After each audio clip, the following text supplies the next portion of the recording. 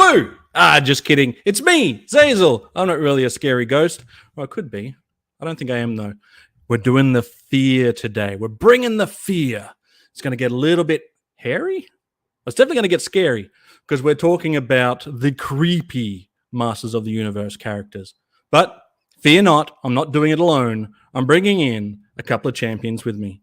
First of all, let's introduce or reintroduce. We know him. It's Phil with some internet. Hey guys. Oh, how's it looking, Phil?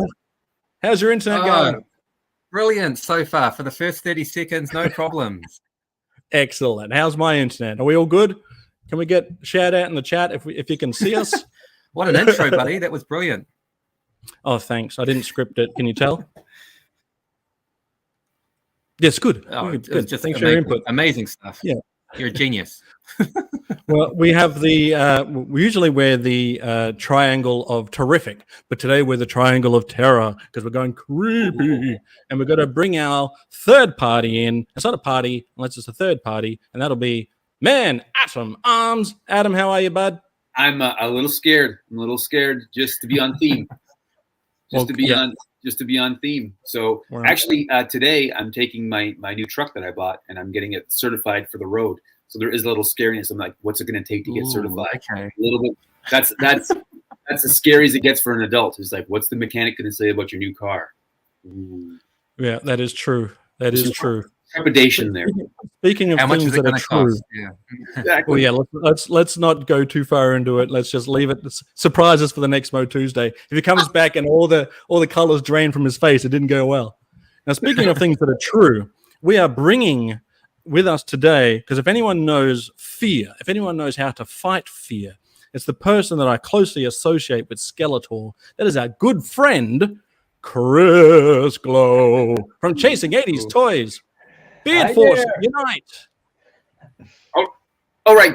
Before we get into anything, Zazel, I know you got stuff planned. I know you got things going on. But can we just, as a show, as a group here, and with Chris as the master of Skeletor, can we just settle one thing here in my mind? Sure. I want to get your opinions. Scareglow is Skeletor, right? Scarecrow. Now, I will agree that he is probably the future ghost of Skeletor brought into current time of Eternia. Right. I could get behind that. Yeah. That's a possibility. It hasn't been debunked. But, I mean, if we're going to get the opinion of anyone that counts, it's got to be Chris. What do you think, Chris Glow? I'm saying. I think they're definitely related, though they won't acknowledge it from each other. So I think they're not on speaking terms, really. You know, this guy works for this guy, but, you know, has to do what this guy says, and he doesn't really like it. But there's definitely a family resemblance going there. What do you guys think? There was a falling out at Christmas a few years ago. He must have got just a solo bag without anything in it. Actually, Right. Well, I'm gonna. Nico's cape looks like Gordon's shirt from last week, same color. True. If you're not sure what we're talking about with Gordon, go check out the last MOTUESDAY night live. All right, I'm going to move Chris over to the top. I'm going to move me down to the bottom, and I'll move Phil up to the top too. Put the Fillator and the Chris Glow at the top there. united in evil or in good. I like to be at the bottom here because I'm going to go look at the chat. And if I look at the chat, it puts the chat over the person that's at the bottom. So I'll be at the bottom unless I've messed this up and Adam, you're at the bottom. But either way, here we are. Oh, because there's only 4 of us, it doesn't do it. I haven't put up a picture yet, so it hasn't happened yet. Anyway, g'day, Joe Recondo. Good morning. Always a treat to catch up live. He must be driving his truck. Chat champion classified, but you said that she's been upgraded to legend status, so she hasn't shut up about that. Favorite night of the week. Oh, and look, being a champion already and throwing in chasing 80s toys. Do give it a sub. You will not be disappointed. Eldor, good to see you, buddy. Hey, Eldor. MOTUESDAY veteran Eldor. That's right. The retro Tinker is in the house. How are you, bud? That guy's just a straight up beauty. Speaking of beauties, here's Victor Gaming. YT can only stand for YouTube, unless I'm wrong. Look who's caught us live. Well done, Scootmeister, the Scootmaster General in the house. Hairy and scary. So thanks, everyone, for jumping in today. If I've missed somebody, do shout out. So I thought, here we are. Keep on collecting. G'day, Matt or Andrew or both of yous. Another veteran of the show. We should get little medals for people that have been on the show. True. I should get the best father-son duo on YouTube. Yeah. Father-son duo. I love that picture. So Scareglow is just radioactive Gordon. He's got it. Well, Scootmeister has some car troubles as well. So there's some relatability there. Matt's here. Matt 5 standing by. Mermat, that's right. What a great episode that was. As we all have beards this morning, another mention of Gordon. I don't know if you guys noticed. I made up in a group chat a image of the adventures of Adam and Gordon. Prince Adam, not me, Adam. And I gave Gordon a preteen little mustache dirt on his lip. But I don't know. Do you think Skeletor can grow a beard? No, he'd just use mascara or a Sharpie and just draw it on. Yeah. Handsome man, Ratface. How are you, James. champion? If chat champion classified is feeling extra generous, she'll throw everyone's links in the chat here. So shout it out loud if you want chat champion classified to throw it in there. Everyone's links that are on the panel today is in the description, except for mine, obviously, because we're already here. So thanks for tuning in. Happi Axxident. I hope not by accident, but they're here. Thank you. Good to see you, buddy. So I wanted to get Chris was a natural choice to have as a guest on MOTUESDAY. Put on your running shoes because he's from Chasing 80s Toys, and he has one of the best videos out now where he's going through in video form his entire MOTU collection, and he has graciously sent me over a plethora of MOTU related photographs that I will be going into very in-depthly. Now, some other things that are on the agenda today, other than that. Oh, and Matt, you'll like this because there's going to be a huge collection of Merman coming up soon from Chris's very own collection. So we're going to be diving into that detail soon. Get it? Because it's like the Merman. You get that? Right, anyway, and here's some other cool things we've got on today's show. Well, Phil and Chris and Adam. But other than that, we also have the Masters of the Youniverse figure from Chris, which we're going to dive into very, very soon. And if you stay tuned until the very end, there's going to be a nice little special surprise at the end there because we are diving deep. I keep saying that like I think it's clever every time I say it, but we are going to go even deeper into the darkest recesses of the Masters of the Universe characters. The spook. We're bringing the spook, and we might just have a hero on hand in the form of a special incoming transmission from our good friend Space Commander. So stay tuned to the very end. We might need it. We might need his help. So he might come in here if we think that we need it. A little bailout at the end there. He's going to come in and give us that epic bailout. Bailout? Okay. Yeah. Either way. Classified's thrown in GoFigure in there. Thank you, Chat Champion Classified. I do appreciate it. That's for you. Don't spend it all at once. So Adam, you've got an image you want me to share? Yeah. I just wanted to say though, with the idea of if you need them, Space Commander's there. I've slept better ever since I've met Space Commander, just knowing that he's up there watching us, and he can come in and just save the day at any moment. Phil is rocking. Yeah, I'm the same way. But yeah, look at Phil rocking his Grizzlaw hair. I'm straight out of the shower. I had to get myself nice and clean for the show. Oh yeah, you're back to school now. Yeah. EdFive standing by. Good to see you, buddy. G'day, mate. While you're up there, see if you can see Space Commander. I love it when they abbreviate "keep on collecting." I just love it. All right, so I'm bringing up the Gordon picture there, Ad. Yeah, bring up the Gordon picture of the show. This is a new mug that'll be available for all of our. And so I'm convinced that between the three of us, a triangle of terrific, Chris, who could make a guest voice as young Skeletor, and we'll get probably Dave involved here. I think this could be a hilarious radio style drama that we could do. Is the adventures of Gordon and Adam, and it kind of be like Smallville, like before he was Superman, and just that dynamic. And then what we do is we plan to record a script that we'll write up. But if you're a veteran of MOTU, if you've been on the show, you get to make a guest appearance as a character. Oh, nice. So we will get like Matt as a young merman. Captain of the swim team kind of thing. Right? Like I think that'd be so much fun.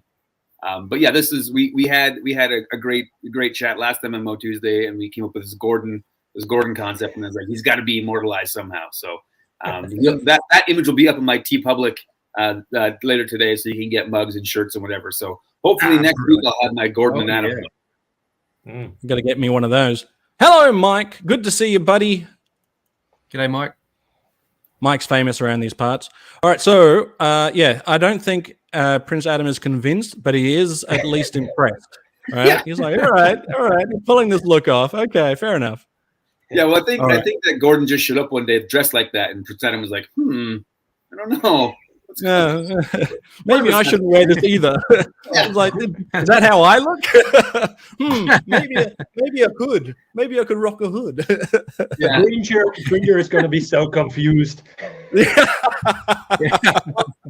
I envision it as the MOTU Academy or the Eternia Academy uniform. So all the teenage versions of the heroes wear those. Yeah. Classified is still waiting on her prize, by the way, Adam. She thinks I've stolen it. Classified, he hasn't stolen it. It actually got caught up in customs. I got a note, and it was caught up in customs. But it is en route. Well, when you're sending a baggie filled with white product, it's going to be a little bit held up.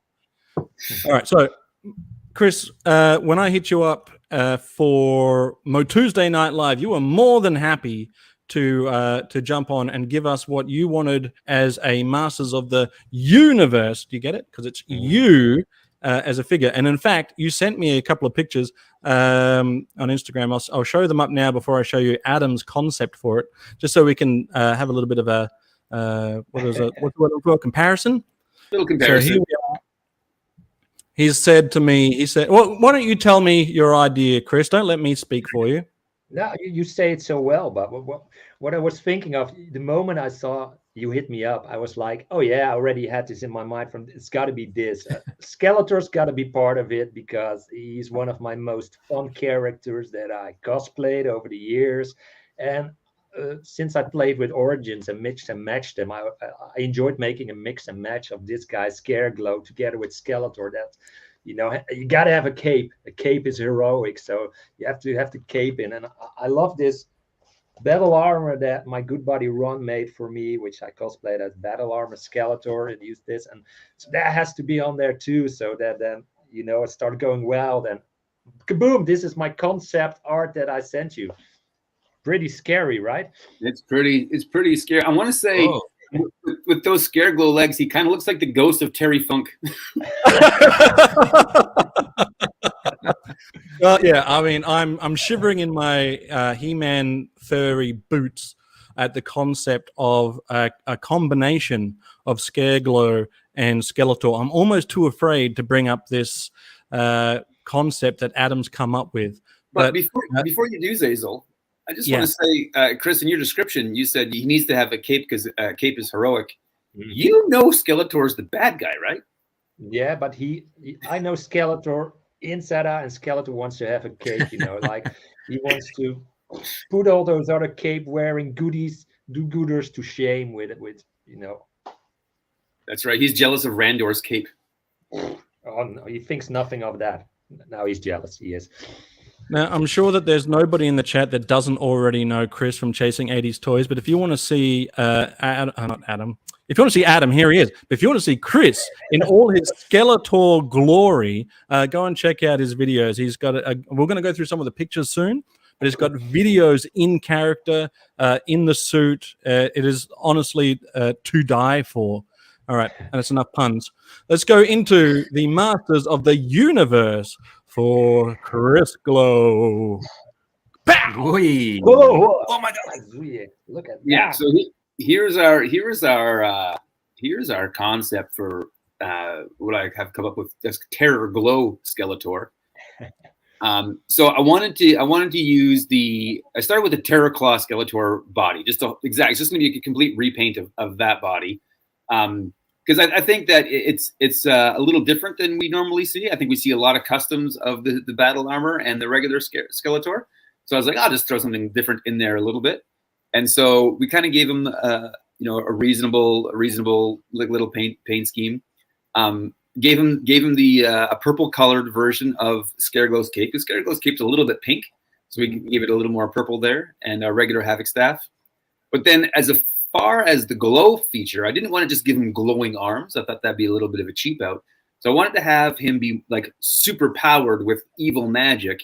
And so it's almost coursing through his veins. So it's his veins that are glowing with the power. And so that's the concept there. Wow.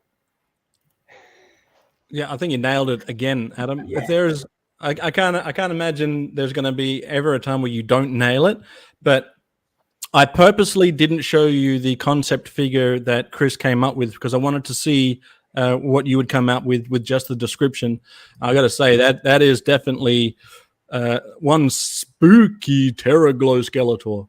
So now I will say this: I came up with my custom, what I call Grayskull Dungeon Skeletor, where he is wearing a red version of his armor with some chains on it. And then when they did the big MOTU Origins drop, they put red armor on Skeletor that has Zor with him, or was Screech with him. So I think Mattel saw mine. Clearly they watched the show. And they were like, that looks too good not to do. So I imagine in 2-3 years we're gonna see this coming out of Mattel, and they're gonna call it, Scary Glowing Skeletor. I'm not gonna get any credit from me, but we're Scary Glowing Skeleton. Everyone in the chat loves it. You wouldn't lose it in a dark forest, would you? If you took that figure out and played with it at nighttime, you would not part with it. That's for sure. Yeah, I don't think I could take that thing out at nighttime without crapping my dax. Also, I like that this will have the Terror Claw action as opposed to spinning hip action, right? So I thought that that was the best thing about those two figures, is Terror Claw, and the Thunder Punch was the power skiing action they had there. Yeah. You nailed that action too, Adam. Oh, that's how we get around in Canada. We just skate everywhere. Yeah, I'll remember that. And so that gets your seal of approval, Chris? Oh yeah, definitely. This is my approval. Skeletor's got his thumbs up. See that? No, good stuff. Beautiful. All right. Love it, mate. Love it. That's why I'm a little disappointed they didn't come up with a Masters of the WWE Universe Jim Duggan. Because they got the thumbs up already. You bloody brilliant creating these fake ad. Oh, yeah, exactly right. So yeah, everyone in the chat seems to also approve, but I don't see why they wouldn't. That's right. All right, just when we thought it couldn't get any scarier, though, guys, I've got to Oh, by the way, before we do get rid of this image, at the end of our first season of MOTUESDAY, I'm calling it a season like we're an up there TV show. Everyone tune in this season. But the end of this season, we're going to have all of them together, inspired by, I guess, the back art of a card from. Or how did you explain it, Adam? I'm not doing it justice. I was actually gonna do it in two ways. I was gonna create two kind of images. One is gonna be on card backs in a store. So we're gonna like kind of load them up and make it look like they're on display in the store. And then we're going to have one image where they're on just like on Eternia. We're going to have like, they had the posters when we were kids. Yeah. Oh, yeah. Every wave would have a poster. We're going to have a poster art of all the legends. Here's a brief transmission from Space Commander saying, "Have a great show, chaps. I'd love to stay, but the Baron is trying to invade Moon Base Alpha again. Darn that day job. We'll definitely catch the replay. You have the power." And he's utilizing those spacies. If anyone is interested in using those cool spacey emojis, do consider becoming a channel member, and then you can use those emojis. No pressure to do so, no obligation at all. But if you do want to, the option is there. So I think I've been hanging out with Space Commander and yourselves maybe too much. That's not wrong. It's the perfect, not enough really. Yeah, I got an email from TeePublic the other day, and it had the rocket ship emoji in their description. And I just assumed at first glance it was from Space Commander. I was like, "Oh, Space Commander's emailing me." And then I clicked it, and it was what T-shirts. And I was like, "This is garbage." Making a sale. Yuck. Yeah. Get out of here. That emoji is Space Commander. Joe Recondo knows what's up. He's smashing those spacies. All right, so I've put together my top 5 Masters of the Universe creepy characters. Now, I want to know if you agree. I'll give you my reasons as to why. Let me know if you agree with this, or if you have your own. Chris, keep in mind when I go through this, if I've missed someone you think should be in the top 5, you tell me. All right, so we're going to start off with top 5 creepiest He-Man, the Masters of the Universe characters. Top 5. Creepy supernatural. Is it a ghost? Is it a man? It's Skeletor. All right, moving on. Now, I'll put this in the lowest tier, number 5. Is there an explanation needed? He's literally holding his own head. Yeah. I also want to say, as a toy, he was scary because you knew you're going to lose half of them. You're in that regard, yeah. So Modulok being modular means that he can literally pull himself apart and put himself together. I'm known to fall apart from time to time. It's much more difficult to pull yourself together. This guy seems not at all phased that he's holding his own head. So, yeah, I put him as number 5, Modulok. Anyone disagree with this? No, it's brilliant. It's a great piece of art. I think it's true. Do you guys think each head has its own personality, or do you think it's like a mask he changes? Like I would change a hat. Maybe, yeah. See, that's a good. Like that's not like Too Bad, because Too Bad has 2 separate personalities, right? So, I mean, I don't know, Chris. What do you think? I think, Too Bad, 2 heads, but both of them are on the same level. I think with this guy, Modulok, the one head is definitely for intelligence. And we can see that back in that Filmation episode where he tries to, transfer the mind of Man-at-Arms into that head he's holding there in order to gain his intelligence, because he thinks Man-at-Arms is the smartest man on Eternia. So I'm definitely for personalities and extra abilities. That's why he does it for. What do you reckon, Phil? Hey, it's Tombs. Is it Tombs? Toms? Tombs. I'm saying Tombs. Tell me if I'm wrong. G'day, Toms or Tombs? G'day, Toms. I'll tell you what, we'll say Tombs today because we're going spooky. It's like a spooky tomb. Tombsday. Tombsday. Yeah. I'd say based on that piece of art, the head with the green eyes definitely looks like the spooked out one of the 2. And obviously the one with the white eyes is in control of things. So it may be a bit of a power imbalance there, perhaps. Yep. Yeah. I don't disagree with that statement. Adam, what did you think though? What is your opinion on the matter? Do you think that they're separate entities or one hive mind? Yeah, I think it's more of he is one personality, and he can add a different head on, but more for scare tactics. I don't think it adds anything to the equation in brain power. So when you have Modulock, can you create two separate characters so that you can utilize both heads? Very tempted to grab my Modulock and try. Yeah. Live, do it live. Chris seems to believe that you can. Yeah, he believes in you. No, I'm gonna say no, because only one torso. So you can create a small like snake thing or another little creature, but there's only one torso, and so I feel like that really limits what's going on there. So have you got 100% complete Modulock, Adam? Because yeah, I do. Yeah, they're hard to get all the pieces. Yeah, no. So I found one that had there's a second tail that is hard to find because you couldn't have both of them on there the way it put together. You can only have one on at a time. So what I did was I have 110% complete Modulock. I added a second little piece in there where I could put the second tail on. So he's more than complete. So I won't lose him. Modulock. Yeah, Modulock. See, it is Tombs. I told you it was Tombs. You guys were going Toms like idiots. Of course we were. Hello, Toms. I've said it myself. Tombs. All right. If you're new, please hit subscribe. I will get your name right eventually, and please hit that like button. I do appreciate it. I will say, I think if the MOTU line continued in '88, it would have been genius to release a weapons pack style of different colors of Modulock and multi-bot pieces. Oh, true. Right? I'm surprised they didn't do that. Expansion packs. They could have been great. Yeah. Well, then you just buy another Modulock. But I guess, But this could have some Modulock pieces, some multi-bot pieces, and then you just take it and go. In different colors. Different colors. Multi-bot. Okay, so let's go on to... So this is my 5th pick. Spooky, but not the spookiest. True. Oh, thanks, Tombs.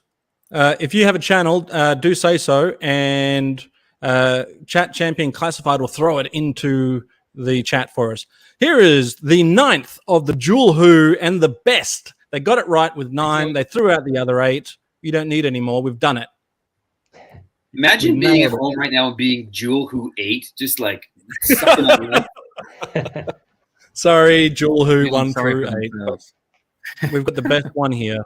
We've got the best one. Right? MOTU guys. They stopped at 9. Yeah, they didn't need any more. Yeah. All right, so we'll move on to my 4th pick for the creepiest MOTU of the universe, Masters of the Universe, with Mosquito. Yes. So I chose this picture because he's, that's a little bit erotic, but it's also, he's taking down He-Man essentially at this point. Yeah. Now I like. Guys, I'd love your opinion on this. I like that He-Man isn't all powerful, right? Yeah. I like that he can take damage, he can be hurt, and if you look at looking at the battle armor between Skeletor and He-Man, they were both taking damage, and I think that they are on equal par. Obviously He-Man is probably the most powerful man in the universe, but he's not immortal, right? Well, and that's interesting because when they made the Superman Bruce Timm show after they made the animated Batman show, Bruce Timm was like, we had to depower him because you couldn't tell a good story. Like everything is too powerful for everything. So I think having He-Man here getting shanked by Mosquito and having him lose sometimes, it led to better storytelling and a hero you can get behind. Yeah. So you've got a mosquito at hand, don't you, Chris? You pulled him up a moment ago. Yeah, we'll show his gimmick real quick. Nice. Here comes the blood. The vintage one. Oh yeah. This is the vintage one. Yeah. Oh yeah. I love that. Yeah, he's so. So I'm going to go on record saying I think Mosquito has the creepiest action figure, but his crazy head makes him look like a McDonald's mascot of some sort. Now, if you think this mask is creepy, you should see the maskless head that they gave him for Origins. That will give you nightmares. He looks like an appendage. Fantastic. Chat champion classified, throwing in those. If you aren't subscribed to these guys, hit those links. You can keep watching us, and you can subscribe to all these cool channels. Let me know if it doesn't work though, because I've gotten it wrong before. It works. Oh, cheers, mate. Taylor. Totally, Taylor Retro Hunter. Wow, that's a name. Hello there, everyone. A lot of Aussies in the house tonight, Zazel, keeping you company. Aussie, Aussie, Aussie. Oi, oi, oi. Yeah, nice. We'll get some. Does your Mosquito have his gun, Chris? Yeah, yes, the purple gun. Yeah. Good. You probably don't need a gun if you're Mosquito, though. No. Yeah, but you probably don't need an accessory if you're toy, so it's a real Sophie's choice. Do you think there it is? Oi, oi, oi! Cheers, mate. Bloody awesome. So I think, as far as Mosquito is concerned, I think the only thing that would make him creepier is if they gave him wings. He doesn't need them because he can fly in the comic without them. But just to have them, I think, would be pretty cool. There's also like they had the buzz off wings already made, Right? and, yeah. Right. And so I actually the gimmick's in the back though. So I guess the only other option is to give him snap-on wings like Stratos. Yeah. Right. Yeah. And I made a custom buzz off that has the same wings but done in clear, not yellow. And yes. it actually looks. I think it actually looks better. But on Mosquito, it would look crazy good. Oh yeah, I agree. All right, so we don't disagree that this is definitely a creepy, but it's not the creepiest. Just a shout out to the people that are new that I haven't seen before. Thanks for jumping in. This is a fun show. It's even more fun when you got some friends along for the ride. So if you like what you see, do hit subscribe and subscribe to all the other cool people in the comment section and also in the description of this video. You too can have the power. They could have recolored the buzz off wings. Yeah, definitely. He's made. Okay, so Eldor has made legs and wing back attachments. Definitely go check out Eldor's channel then, because I'm sure he's probably got a picture maybe on his Instagram. All right, so we're moving on. Unless anyone disagrees that this shouldn't be on the list of top 5. Speaking of Aussies, Aussie. Oh, look at that guy! What a beaut. Yeah, he's a cool dude, and I know cool dudes. I'm hanging out with 3 right now. All right, so this was number 4. So number 3. Now, there's no denying that this isn't creepy. Yeah. Scareglow. Now, what I like about this picture is that it's not just bones, right? And it's not just a body with bones on it. You're seeing his internal bone structure through what is probably, I don't know, ectoplasm or some gelatinous mass or some just spiritual goo or, I don't know, just plain old spooky ghost stuff. The technical term is ghost flesh. Right. But I like that on his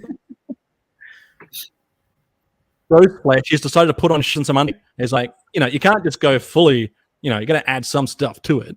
Yeah, you got to be a little bit modest. But this picture especially, when I saw this one, thank you again, Classified. Chat Champion. Everyone give Chat Champion Classified a thumbs up too. She's doing a bang-up job tonight. Thank you very much. So Scareglow, this image, when I saw this one specifically, I was like, yeah, this is... You wouldn't want to walk into a cave and come face-to-face with this. Sure. So... I'm disappointed he came out so late in the vintage line. Like he was a very late. Was he wave 6 or wave 7? I wasn't familiar with Scareglow at all when I was a kid. Actually, I've only become familiar with him as an adult collector and with the origins. So, I would have loved having him if I'd been aware of him as a kid for sure. Yeah, I think what I liked about Scareglow, because I was aware of him as a kid, was MOTU kind of got away from their base bodies, right? They kind of got into like some weirder sculpts and whatnot. And Scareglow felt like he came out late in the line, but he felt like a wave 2 character. It was like almost like as a kid, like this is what MOTU should be. Yeah, and so I love that. So I think that the benefit of having him late in the game, though, is that they didn't just make him a version of Skeletor. They made him his own character. And I think if he was any earlier on, he would have been Glow Skeletor. Yeah. But I don't know. What do you reckon, Chris? Did you have this one as a kid? No, like Phil, we got stuff late anyhow in my country. So by the time I was a bit out of MOTU and really into G.I. Joe, which we got only in the year 87 in the Netherlands. Can you believe that? That's when we got G.I. Joe. So I missed out on a lot of the later figures. And looking back, like Phil said, this rediscovering them, there's a lot of hit and miss there. But Scareglow is definitely, this is a right figure. This is a cool figure. They got it right with this one. Yeah. I mean, yeah. I see what you're saying there, Retro Tinker. I think the action figure is great, but this image is just creepy. Yeah, that's awesome. Now, I will say that the next picture that I'm about to show would be even creepier than this. So this is where it's going to start to get tricky now. Now, if you don't agree with this next picture, or if it's too scary, you tell me when if you need me to stop. But we're moving on to the next one. My number two pick for the creepiest is, I mean, look at this guy, King Hiss. Yeah.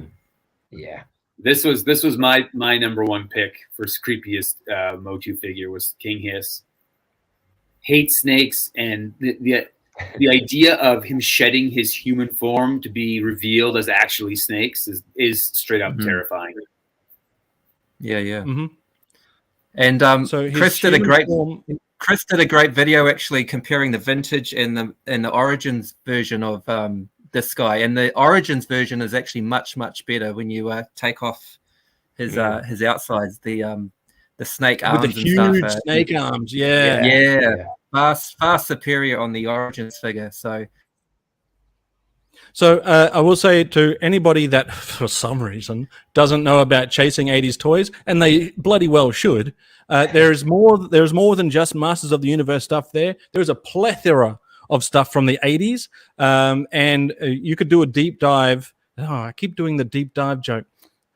You could spend all day watching Chasing 80s Toys and still not hit the bottom of the barrel. This stuff is great stuff. I highly recommend it. But while we are talking about Masters of the Universe, though, I will say that there is some great Masters of the Universe videos there. The comparisons between the original and the Origin ones are some of my favorite.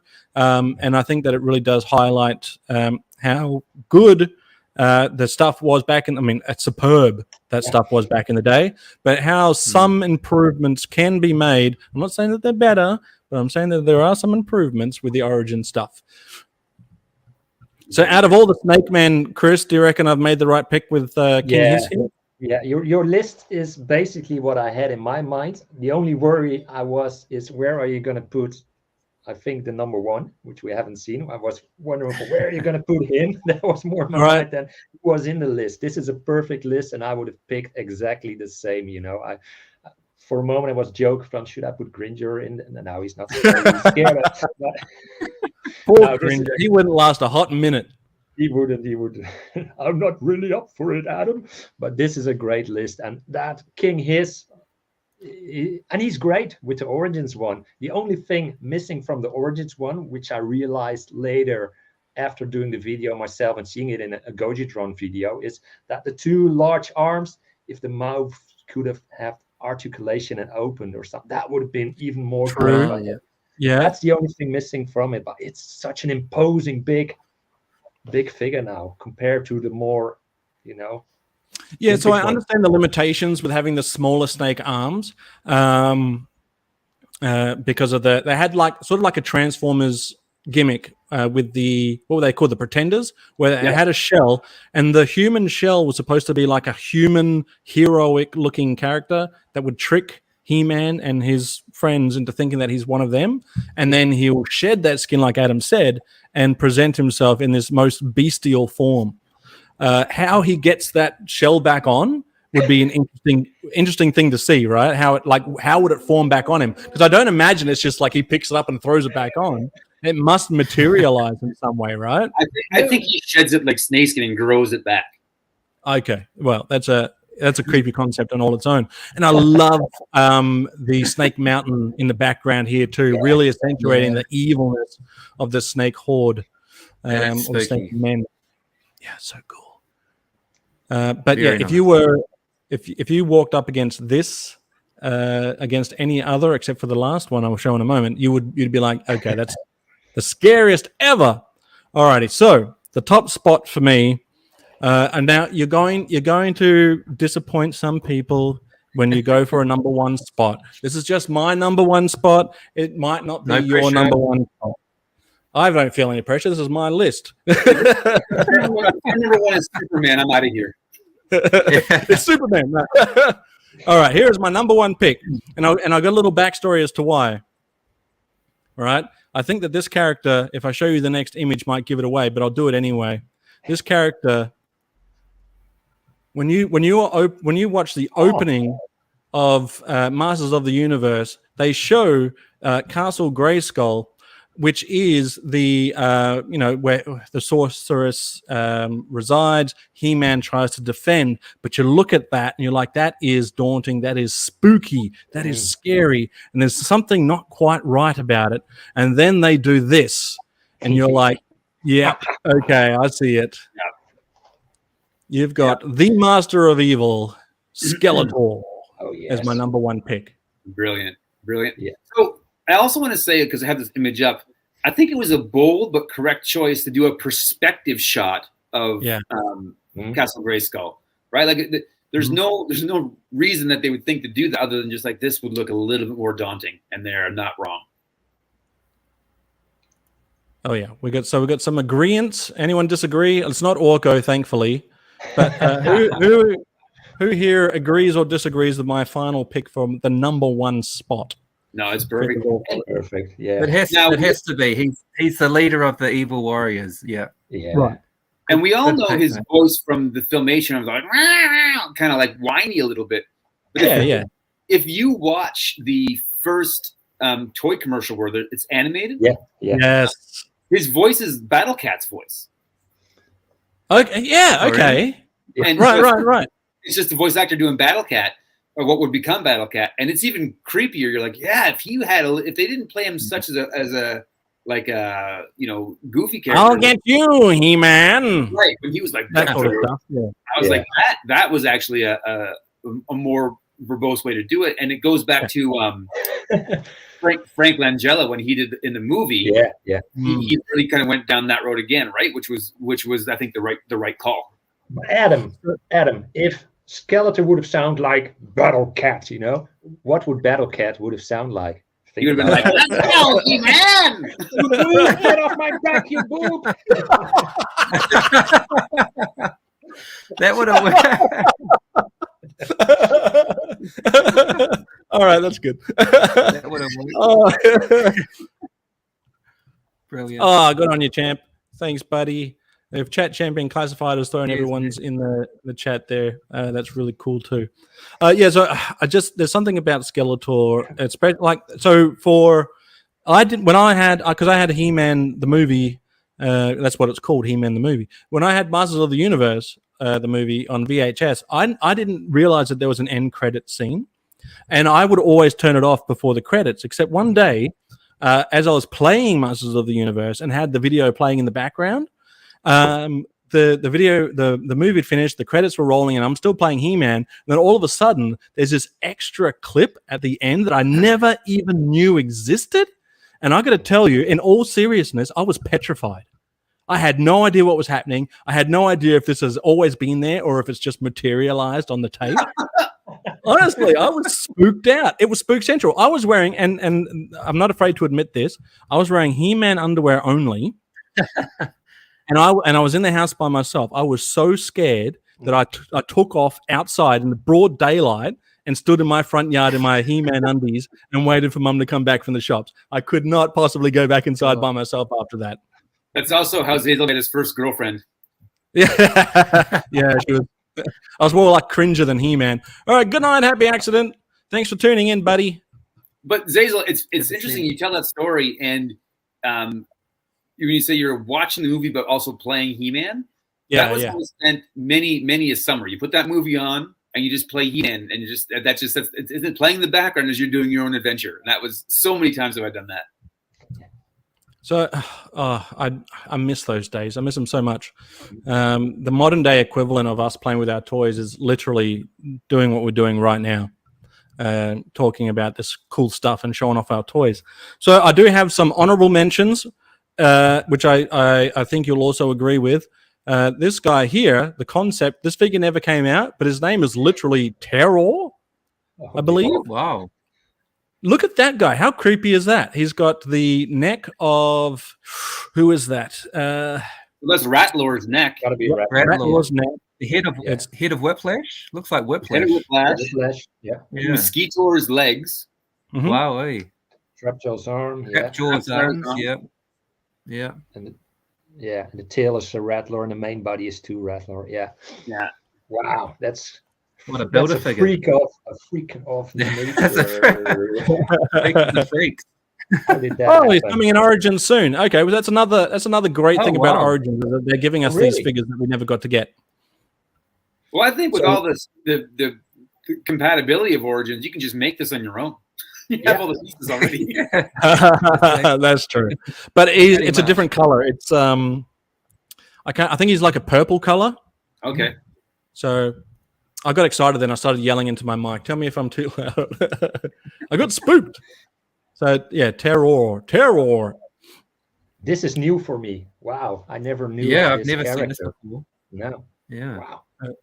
So he's going up against the It's Slamurai, yeah. Slamurai is actually correctly painted here. It's just everything else that isn't. Right. All right. So honorable mention, that figure doesn't exist, but I did get Snake Face as an honorable mention. Snake Face. Yeah. Nice. So I want to come up. Happened to Clamp Champ.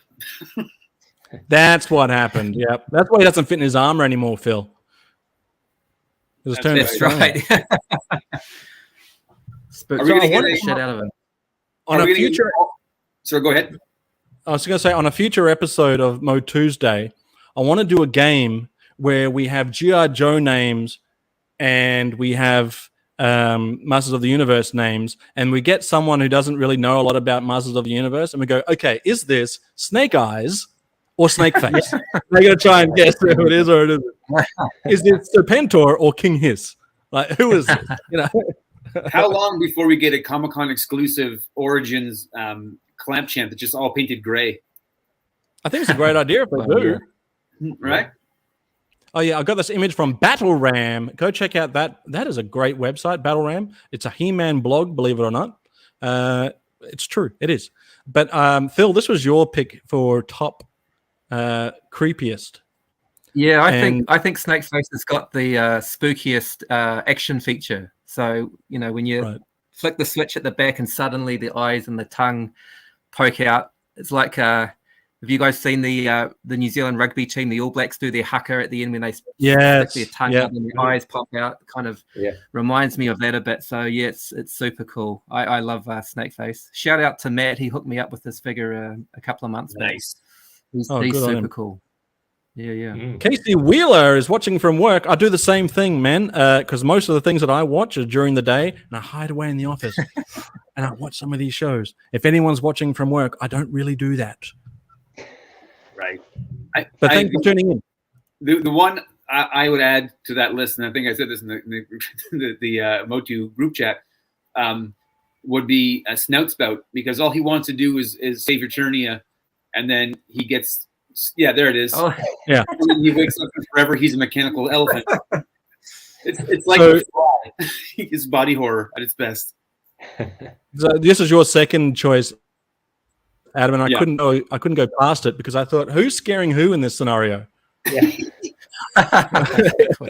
Somebody is scared. It could be either one of those two. But can you imagine? Or they're being dancing. I'm a handsome man, and I'd like to be a firefighter. And they're like, "Yep, here's this process. We're going to make you into a robot elephant forever." It's not as bad as Spikecore. Blech, garbage. Your hatred for Spikecore is my favorite thing. Like, it's just. But I still bloody pre-ordered it. Ugh, idiot. What an you idiot! They have a spooked each other. You know what this is? This is the very definition of when you're at a nightclub dancing and then they turn the lights on. You see who you're dancing with. Exactly. Yeah, I think it's funny. Yeah, These guys it'll are like, work. "You want to fight? Yes. Should we fight in the scariest place in Eternia? Sounds good." done. Look at this knee. Ooh, yeah. Well, look at this trunk. Yes. Fantastic. Look at him, twinkle toes over there. Twinkle toes, yeah. Anyway, Do you think that Scareglow is dancing with him because he's got a lot of junk in that trunk? oh, Hey. oh, that's not even a cave. That's a picture that my ex sent me. Anyway, moving on. Getting out of that removal. So that was my top 5. I think Chris, you were more than excited for my number 1 pick. But I didn't just pick it because of your closeness to Skeletor. I honestly do believe that Skeletor should be number 1. Yeah, I would have to call you a boob if you didn't. So I didn't need to do that. Getting called a boob from Chris is actually a badge of honor, I reckon. It is, yeah. When Revelation came out, we made a big deal about it, not knowing what it was going to be. So the kids and I went and bought like a bunch of like sugar cereal. We waited till that Saturday morning. We got up and watched it on Saturday morning. And when Skeletor called Rando a royal boob, my kids were like, "Why would he? What?" Like they didn't understand what was happening. I was like, "No, that was what he used to do. That was what he used to call us. That was when we were kids. That was our big insult on the playground." Yeah. Good morning, Pains. Thanks for joining us, buddy. Pains. All right, if you guys aren't so spooked that you couldn't leave a like on this video, that would be cool. If you think we've earned it, please do. They don't know Trunk.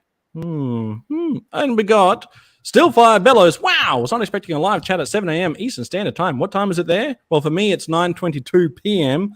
Let's go around table and tell us what time it is for everyone else. It is 7:22 a.m. here, so I feel like you and I are on the same time zone, my friend. Yeah. 8:22 p.m. for me. An hour behind you, Zazel. Always behind you, buddy.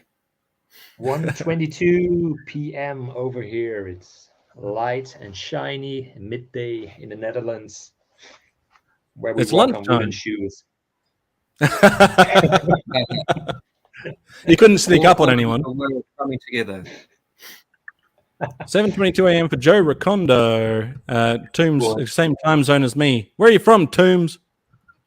You nearby? Let's go grab a beer. It would be awesome if you were like, "Where are you from, Toombs?" And he was like, "Turn around." Door opens. Yeah. Thanks for tuning in. Hit that like button. Subscribe if you're new. If you have a channel, Chat Champion Classified, we'll throw it in the link and we can all subscribe to your channel too. And we also have Rudy. How are you, Rudy? G'day. All right, now, guys, we are in for a treat now. All right, we've gone through the scare factor, but now we're going to go through to the cool factor. I'm going to go through Chris's. Oh, he's in New South Wales. Ah, cool. No beer today. I'm in Queensland. One day. 9:23. We're very close too. Yeah. Everyone in my neck of the woods. Thanks for tuning in, guys. This is beauty. All right, so we're going to go through Chris's photos. He sent me a huge catalog of images. He also has this up on his channel if you want to see it in video form. Today we're going to do it in photo form, like good old-fashioned style photos. We'll start with slide 1 of many, and we'll go with... Check it out. Yeah. Look at that. MOTU. I love that you have 3 gray skulls because you need to be able to display classic, origins, and interior. Like that is a man who likes his gray skull, and I love that. Yeah, I feel like I'm so tempted to get another Castle Grayskull just so I can flip it the other way around as well, so I can show the inside. I haven't even stickered my Castle Grayskull because I don't look inside it, so all the stickers are just on the sheet still. I'm this close to getting another one just so I can spray paint it gold like the movie version I think should have come out. Oh yeah! Wow, yeah, that's cool. All these Aussies catching up. This is beauty stuff. So yeah, this is. I mean, if I walked in and saw this display, I would be mind blown. I'm mind blown now just looking at it. Yeah. And on this side, the opposite side of the room, I suppose. Yeah, that's one of the other corners, and yeah, there's MOTU there. It's dominating the room. I like you got a little Alf plushie in the background there. Elf is around. Yeah, some Transformers, some Star Wars, and my Star Wars collection started with gifts from two good buddies of mine, Michael Shaver and Scuba Pete, who sent me a burrito, rolled up burrito of Star Wars figures, and that started off my Star Wars collection. So a burrito of Star Wars figures. Roll like a taco. Yeah, he rolled it up like a taco, and I rolled it out, and more figures appeared. I'm like, this is crazy, this is cool. Yeah, I never had Star Wars stores back in the days because I missed out on that. That was all gone when I was old enough to go into the toy stores. Good journey, Eldor. Keep the cats away. I get it. Yeah. Speaking of Gordon, he's another Gordon. Gordon makes a different appearance. Great display. I agree. Very much. That's the another one. Wow, yeah. That's and it doesn't look like that anymore. I changed my room this week because once I get something in my mind, no matter what hour of day it is, I have to start fiddling around, and I change this room so often, and that's a great way of playing with my toys. You know, yes, it's still displayed on wave and year, which is kind of a thing I started doing. Give me a total different perspective of, was that figure in that wave? I thought it was much older or earlier or whatever. But yeah, it doesn't look like that anymore now. I think. Go on, Ed. I was going to say, I think that Mattel should be given some kind of award. Just say what you want about Origins, if you're pro or not, whatever. The packaging, they've like perfectly done it. Like it's the best throwback packaging of anybody's ever done. It almost belongs in like a book of all the art that they've used for that packaging, because it's so good. Any of their box art, the poster and their cards are done just perfect. Yeah. So I noticed you've got a triple T with Sarge there making his appearance. Now, did you ever find a engine cover for that triple T? Yes, I did. You did? Okay, cool. Because I do have a spare. I know. So but I do by now. Good. It's about bloody time, mate. It is. Is MOTU still your number one though, Chris? Or you got plenty of Joe there, obviously, by the looks of it. But in your picking order, is MOTU number one, or where does it rank for you? Changes with the seasons, with the weeks. Well, whatever day you ask me, what's your favorite MOTU figure? I would say Skeletor 9 out of 10, but sometimes something else sneaks in there. So that's pretty consistent. But all the other stuff, Mask is definitely a number one contender of mine. Oh yeah. MOTU definitely 2, and G.I. Joe. Those are my number 3, and in random order one takes top position. But I'm G.I. Joe minded a lot.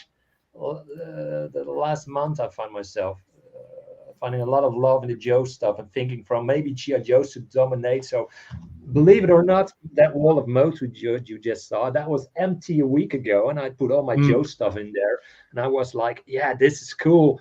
But then I ended up with a lot of castle play sets, and I didn't have shelf space to put those things in, so I had to take everything out again and put the castles back in again. So the big what a problem to have. You don't have space for more toys. The best problem you can have, right? Yeah, absolutely. So yeah, this is wave 1, the first 8 that we ever got in 81, 82. That's a heck of a first wave they give us. I think great figures. I think that's the perfect wave 1 of any toy line is right there. If that's all you had, you could play for years. Yeah, definitely. 2 vehicles in that first wave. I didn't even know that. Once I start displaying a wave from, we got 2 vehicles in that first wave already. That's, crazy. Having Stratos in a flying vehicle, though, that's that's extra flight. He's lazy. So you've got a question here from Keep On Collecting from Mermat. Are they original carded figures there? On top of that, yeah, we're gonna get some more pictures later on Ooh, some of the sneak stuff I peek. had. I Vintage have stuff. carded. Yeah, and he's another first waver, the coolest first wave figure, half boots Skeletor. You know that. We got a variation from the start. How cool is that? And that's not the only Very variation we got in that first wave, mind you. Yeah. Now, is that one the purple trunks or the black trunks? This is I'm Dutch. Help me with trunks. Sorry, his like shorts, his underwear. Oh no, that's black. That's black. Okay. That's black, but he definitely's got the Half boots. blue on the back and the blue in his eye sockets. Yeah, There's blue right. there as well. Yeah. So that's yeah. An autograph of Mr. Alan Oppenheimer there that I got. I don't know if this is an original one or somebody printed it, but I bought it of someone with some autographs a long time ago, and it's special to me. And we got a castle in that first wave as well. So that's all what you just saw there. They finished it up with arguably the coolest playset of the 80s. Mhm. Dare I say it? Yeah. It is cool. I agree. You've even spruced it up a little with a little bit of moss in there and some stones. Yeah, some touches there. Yeah. The stones around the bottom. I love that you displayed it like that. That is fantastic. Thank you. Hey, Thank Pete. you. Oh, Good evening. Scuba Pete. Pete. Scuba Pete's here. Look at this. Still doesn't Petey's know in the what house. time zone he's in. I love that there's not one. Wait, how do I put this? No two Castle Grayskulls are the same, Yeah, Right. Yeah, right? And no three Castle Grayskulls are the same. it is. And no four Castle Grayskulls. You can go down the line and guess what? None of them are the same. Yeah. My son has a vintage one in his collection, and his is almost all black. Like the front is so black heavy that I'm like, that's actually pretty cool. It's almost like an evil version of it. Whoever was working that day in the fabric in the spray shop went to town with black or just a little bit. You know, they're all different, and that's I love that. Can you imagine if they were trying to get them exactly the same though? They would have messed it up on day one. You know what? just do whatever. But it would have looked bad. Like if they came up with a matte way to do it, it wouldn't have looked as awesome and real as it did. Right. True there. Yeah. The interior, and if for the watchers who were paying close attention, this is a different Stratos version than the one you saw in the first picture. You know, this is the blue wing Stratos, but we also got a red wing with a blue backpack. So that's variations from the start. That's amazing. So we go on. Yeah. Very cool. Yeah, my Stratos as a kid was the blue wing one. And then on the show, he had red wings, and I was like, "This is wrong." That's but we often would. I mean, he doesn't look like a cringer, but we would often just unarmor Battle Cat to make him cringer. I do know that there's some variations on Battle Cat where you can have the stripes down the tail as well. Yeah, that's a new thing that I've found out. I'm still learning MOTU. It's a learning curve. Same here. There we have wave 2, and this is all we got for wave 2, which is still pretty awesome. I think so. The smallest wave we got from all the years of MOTU toys, but yeah, again, great play set, vehicle combination with Talon Fighter and Point Dread and track, which looks nothing like the cartoon, but still, it's a pretty fun, cool thing, And damn, it's fast. It's fast. So, is it white pupil Battle Cat that you had there? White pupil. No, I'm learning a new thing here. Yeah, is there? I didn't know there was a thing. Where are you, Battle Cat? Oh, he's wearing his cap. I can't reach him now without on. It's all good. We'll let you know. You've even got the ring for trap. You've even got the ring for trap jaw there as well, Chris. Yeah, the glow in the dark rings. That's that's a fun thing. Here's trap jaw. This was it only appeared. I don't know why with Triclops and trap jaw over here, and then later I think I learned it was all around the world like that. Yeah. Why they did that, I don't know, but it was a fun gimmick as a kid. What they were going to do was have a MOTU fan club and if you sign up for the fan club, you're going to get the ring. Mm. And then the fan club fell through, so they had a bunch of these rings made up, so they just threw them into the packaging. Wow, that's cool. That's a cool story. And now Yeah, I that is. know. Knowing is half the battle. Well, I'll have I to bet try you- and chase one of those rings down now because that's pretty cool. I bet you those Yeah. rings are worth more than the figures. They're probably Yeah. a lot of kids would have I just won't bother. tucked them I won't away bother in the bin or chasing it something. down. Don't worry about it. Yeah, I won't worry. Yeah. I got this one for 10 or 20 euros. That was really cheap, but Okay. they do tend to Oh, go wow. up a lot in price. So yeah, I was lucky with my find of this, but yeah, they do cost a lot, or they're damaged. The pin inside is broken, or but it's a cool thing. Yeah. Wave 3, Snake Mountain, Oh, yeah. and again variations here with this castle as well. Yeah. Some castles you can see. I'm trying to point at my screen and point it out to you. It doesn't work like that on does it? The snout of the big monster with the mouth that can move, that's open with me. Those lines you see there, but a lot of other Snake Mountains I've seen don't have those lines there, and they have some sort of how do you call that in English? Another pattern, a total different pattern on the snout. So it seems like a Okay. different sculpt altogether. So it's not a difference in paint, but in sculpting with Snake Mountain as well. So that's, you know, whichever country or fabric it came from, there's difference there as well. But this was a great play set on the outside, a little bit disappointing on the inside. As a kid, I Right. found the microphone thing was, of course, a lot of fun too. Not for the parents, but Well, yeah. you were so disappointed with the inside that you don't bother displaying the other side of Snake Mountain.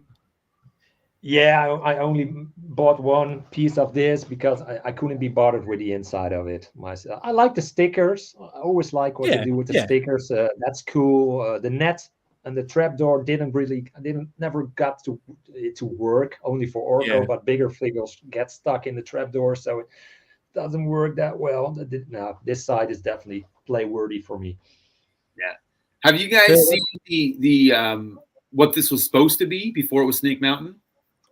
I did see, like an adventure team. Yeah, it's like a jungle playset when He-Man was supposed to be a jungle warrior. Oh, really? Oh, wow. Yeah, that's where there's a big snake there, and they didn't have the gargoyle face on it. It was all just like mossy and it was pretty neat. Actually, I'm very tempted to just to recreate that with the janky Snake Mountain. But it's cool to see how they took that and they were like, we're going to make this into a Snake Mountain, and that's why it looks nothing like Snake Mountain from the TV show, like not even close. It did, but did it bother you as a kid, or was this Snake Mountain for you? This was For me, Snake it was. Mountain. Yeah, No yeah, question. for me too. Yeah, same here. So is that the variant feet on the clawful? Yeah, I have both. This is the one with the buzz-off whiplash feet, and I have the one with the so-called Skeletor feet on the other picture you're going to see after this one. So, yeah, variations there as well. That's one thing I love about Tuesday is that you learn stuff. So it was two Tuesdays ago when I found out about the variant clawful. And so I looked in my bucket, and I just had one kicking around. I'm like, I do have the variant in my parts. Yeah. That is cool. I had no idea there was a variant. I was picking on poor Mermat by saying, "Oh, you got two of the same characters in the front there." And he's like, "Yeah, but they're different, idiot." He put you in like, your place. Okay. It's Phil. Yo, Phil. Yes. Hello. Yes. Zazel. I'm here. There's your favorite character on the top there. I know. I was just going to say, I'm very impressed that he's sitting on top where he belongs. Web store. Yeah, and he's ready still to there. swing down. Yeah. Is this this Snake Mountain one from your childhood, Chris? It looks in such good condition. I assume it's not. No, it's not. No. This is one I purchased later on, and of course the shackles are broken. So I found two reproduction shackles, which looks nothing like the original, and they look pretty good on this set. They really hang down. As a kid, I always thought it was a bit strange. Once you had nobody shackled up there, they just point out like that, and they break so easily. So that's definitely the Achilles heel on this set. No, not a childhood set. Looks awesome. But I do have a video on my channel. I hate bringing out my own channel here, but there's a video. There's a video on my own channel where you see me as a kid playing with my Snake Mountain back in the 80s, and there's one with Gray Skull as well. Did I put that in the Christmas video, or did I? No, I don't think that bit. I remember there were some old pictures in the Christmas video. Yeah, Maybe yeah. I'm getting confused. There's a whole playlist with old VHS archive footage that my dad used to film or my uncle used to film back in the day when we were mostly holiday season or birthdays, when we had everyone over. The camera came out, and I got all that stuff. I got a galore of videotapes with stuff, with footage from back in the day that I still have to go through. And on some of them, you see me play with the toys, or you see me get Grayskull and start jumping over the moon of happiness because I got Grayskull and I put it together, and the family circles around and helps me put it together, and it becomes this family thing. And I'm so happy to have that footage. So there's a playlist out there, but it doesn't get recommended on YouTube due to YouTube regulations because it's a kiddies video. It's me as a kid. So they say, okay, we're not recommending that, and you can't comment on it, and the restrictions. So that's a bit of a shame, but it's out there. You could try turning it into a shorts video and just have 1 minute clips of your childhood experiences. Yeah, maybe. Phil! Yeah. Now he's moving. He's there. Yes, I do, Matt. I do have a jitsu. He's even got a cigarette burn mark in his chest. He's very special. Oh, that's tough. Yeah, toughie. yeah. That's when he was being tortured. Where Cigarette are they? burn variation.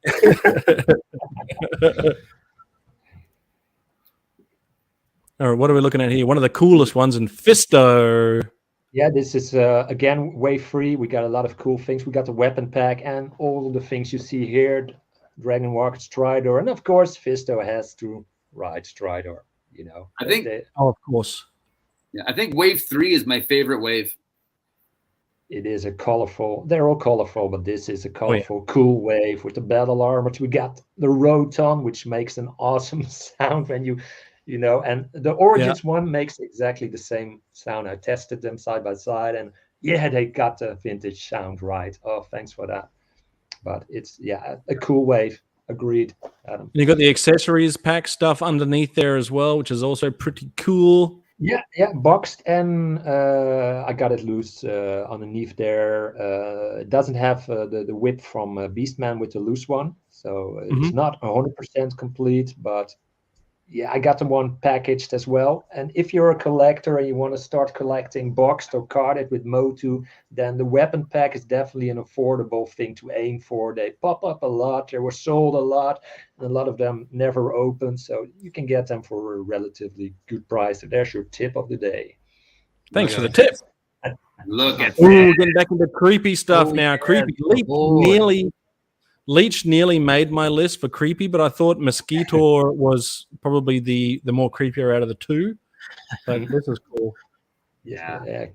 What a cool playset. What a cool playset. That's awesome. It is. Yeah, nothing on the inside, but so much more on the outside, and that's enough here. With the original puppet, 2 weeks ago, you guys were talking about how cool it is to see somebody display it with the original monster in it. And, mine is almost falling apart to pieces, but it belongs there, so I'm keeping it there. Right. Definitely. Yeah, I agree. Looks cool.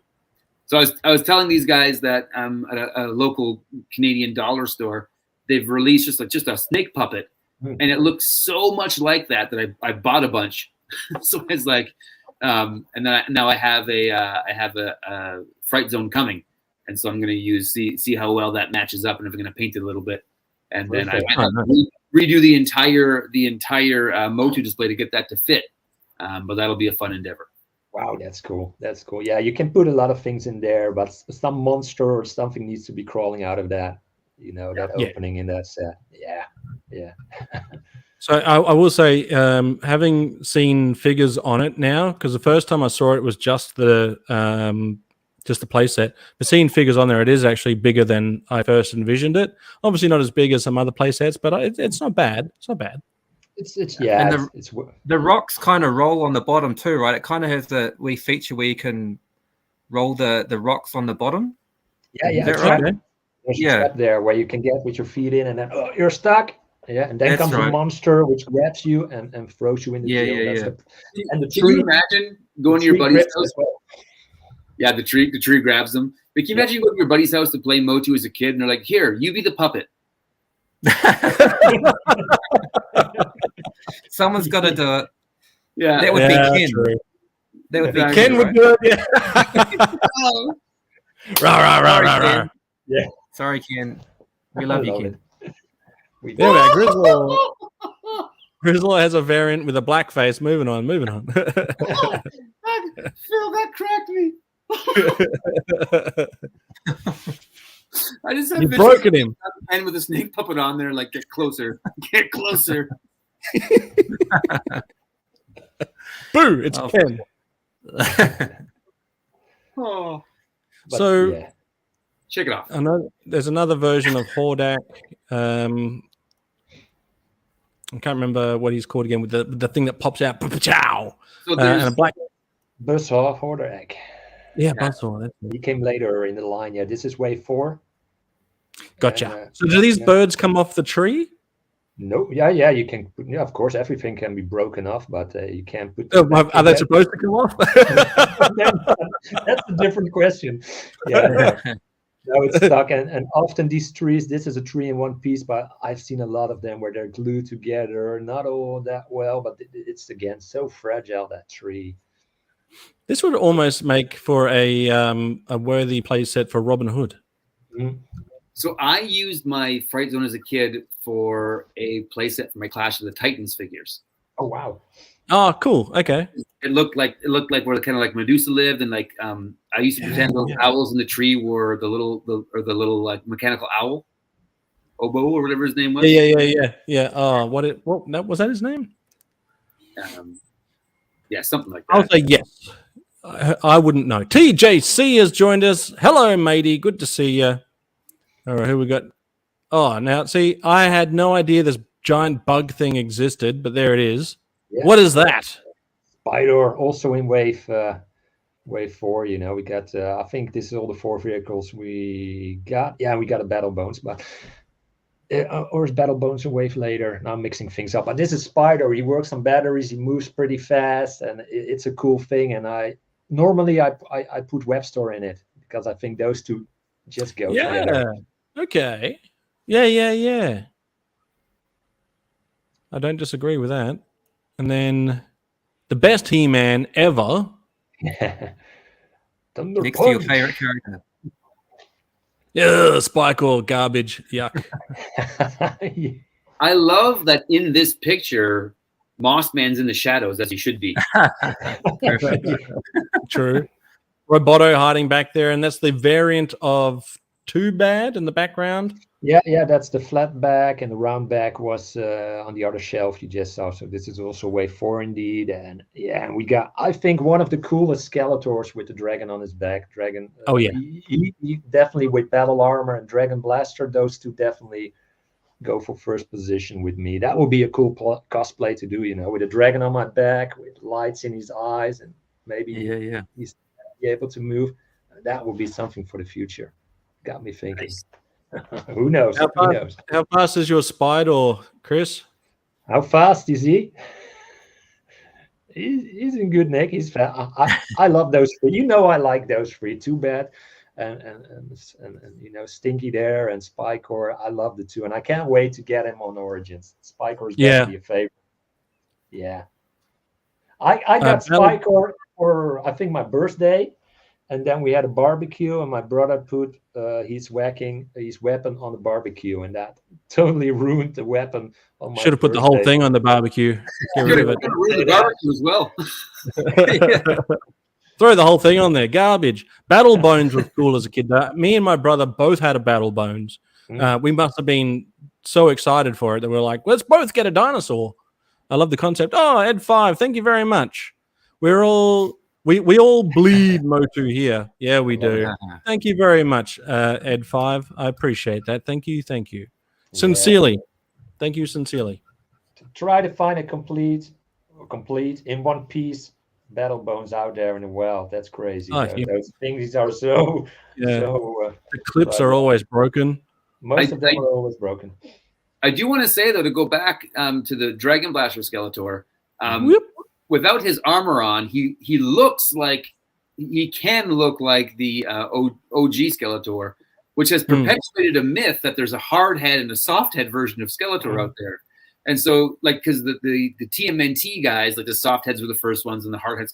So you'll see guys advertise Skeletors like, "Oh, this is a soft head Skeletor." I'm like, they were all soft heads. Yeah, but Dragon had hard head, and his blue is actually a different color blue. Yeah, so you can see it if you look for it. But yeah, there's I think it's really funny when everybody's like, "Oh, this is the soft head Skeletor." I'm like, "Yeah, they are all good point pointing it out. I keep telling that to friends, and they don't believe me. They say, "Oh, you're talking rubbish," and I go at them, "You boob," and then you just take their Skeletors. You don't deserve this. Yeah. Get out of here. Wave 5 for the slime pit. So that's a cool concept, the slime pit. I think there was just about every toy line had something to do with slime. Obviously, Ninja Turtles, Ghostbusters, and that's it. No, and Masters of the Universe. There were you could just get slime just for the sake of it. It is, but I think MOTU did it first because Turtles came out years later with the slime. I don't know what year Ghostbusters was with the slime, but MOTU definitely. I think this is 86 that they brought out this slime pit. I think Ghostbusters is after that, isn't it? Yeah, MOTU did it first, and also trademarked the word slime.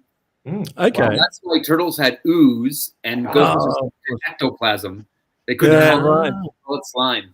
Yeah, we're learning stuff. Thanks. Yeah. Also, there was a thing with Mattel that they didn't make public, but they replaced a lot of people's carpets. So people would call in and say, they got this slime got on my carpet. And it's ruined it. And Mattel would just recarpet the house. They would say, okay, yep, no problem. They would just send new carpets out. I had no idea. Yeah, so Scott Knightley talks about it. He's got records when he did the picture book where he's like, yeah, people just get new carpeting because the slime ruined their carpets. And that's great. Can we still do that today? I don't know. The slime wasn't meant to be sold separately. It was meant to be a giveaway in store. And so you bought the slime pit, and the extra canisters were supposed to be giveaways. But like I think it was a Toys and Wheels just started selling them for like $4 or whatever it was. And then once they found out they could sell it, Mattel was like, "Oh, okay. If people will just buy the slime, we'll just sell it." And that's why they were able to sell it. It was originally supposed to be a giveaway. Hello to Mr. Scuba Pete. Loving this. Chris and Basil. Hey. Stopping by to say hi to everyone and then hopping off to work. Have a great day. You can call in sick if you like. If you need me to call your boss, I'm happy to ring your boss and say that you need the day off. You've earned it. You've had a big trip overseas. You got to take some time out. Recoup. Can you imagine the four of us calling her boss, being like, "Listen, she's got to watch MOTUESDAYs. Come on, it's Tuesday Night Live. All right, throw the phone number in the chat. We'll call it up for you. Everybody's going to call. Yes. We'll write her a note. Yeah. For a $1 super chat, we'll call your boss and get you the day off. For $2, we even call him a boob. Yeah. Oh, that is worth the $2. Well, EdFive threw in $2. Can he get a boob? Can he get a boob for $2? Who's going to get shut down? We are going to get shut down. Yeah. Is that a thing for monetization if we do too many boobs in there, or is that? Well, let's give EdFive his own personal boob. Can we do that, Chris? I'm gonna do a line from the cartoon where Skeletor meets King Randor, and calls in the word, King Randor, you royal boob! I cover my throne with your hide. Something like that. There you go, EdFive. That's for you, for your very own. Very good. Scuba Pete says that she is the boss. So do we call if Scuba Pete gives us a request, do we call her and say Scuba can't come to work? Yeah. I'm sorry, Mrs. Scuba, but Mr. Scuba can't make it in today. He's very much under the weather. Trust us. But have a great day, and thanks for jumping in. We do appreciate it. Leslie, we love you. Yeah, she's a beaut. She was on briefly at the beginning of incoming transmission. Yeah, and then great. She couldn't handle all the rugged men and decided to back away for a little bit. Looking forward to their new channel. Yes, Classified did drop that into the chat earlier. The Scubas, so that was in there earlier. I did see that. So moving on. Before we move on, I love the slime pit. I love the little play sets that you could build the world with. Yeah. So actually, so I have my slime pit, which is I had to 3D print the skull, so it's got a 2-piece 3D printed skull, but I think it works. It looks pretty flawless. But I have a extra base, just the bottom part of it. So I'm trying to come up with what a Skeletor version of the slime pit look like. Oh, wow. So if you guys want to send me some ideas, maybe I'll make that up and do a reveal on an upcoming MOTUESDAY. Well, I wonder if you can incorporate it as an add-on to Snake Mountain, and find a way to incorporate the Snake Mountain-esque design onto it. We'll figure it out. Yeah, we'll think about that. Yeah. Or maybe we make a Snake Man regeneration pit. Ooh, I guess that's a good one too. The slime would be easy enough to make too, would it? Like, I can imagine kids in kindergarten making slime and craft class. Exactly. So you get your kids at school to make slime, ship it to Canada. Here we go. Start a production line. International business slime. It's called Japanese slime. EdFive showing his appreciation for the quote. Thank you, Chris. Welcome, bro. I'm only familiar, Chris, with the Android in the back and the Horde Trooper. Oh God, I can't even get the name right. I don't even deserve to be on this. He took himself out. He pulled himself off. Just kidding. All right, so but everyone else here except for Hordak is we got a new member. Thank you. Keep on collecting. Do feel free to smash those emojis. You've earned it. And good buddy Brendan Haley in the house. Finally made it on YouTube comments. Extra career. Yeah, Ozymandias Toys brings up a great point. Is that Harry Potter redid the slime pit for the Harry Potter series? Oh wow, did they? Yeah.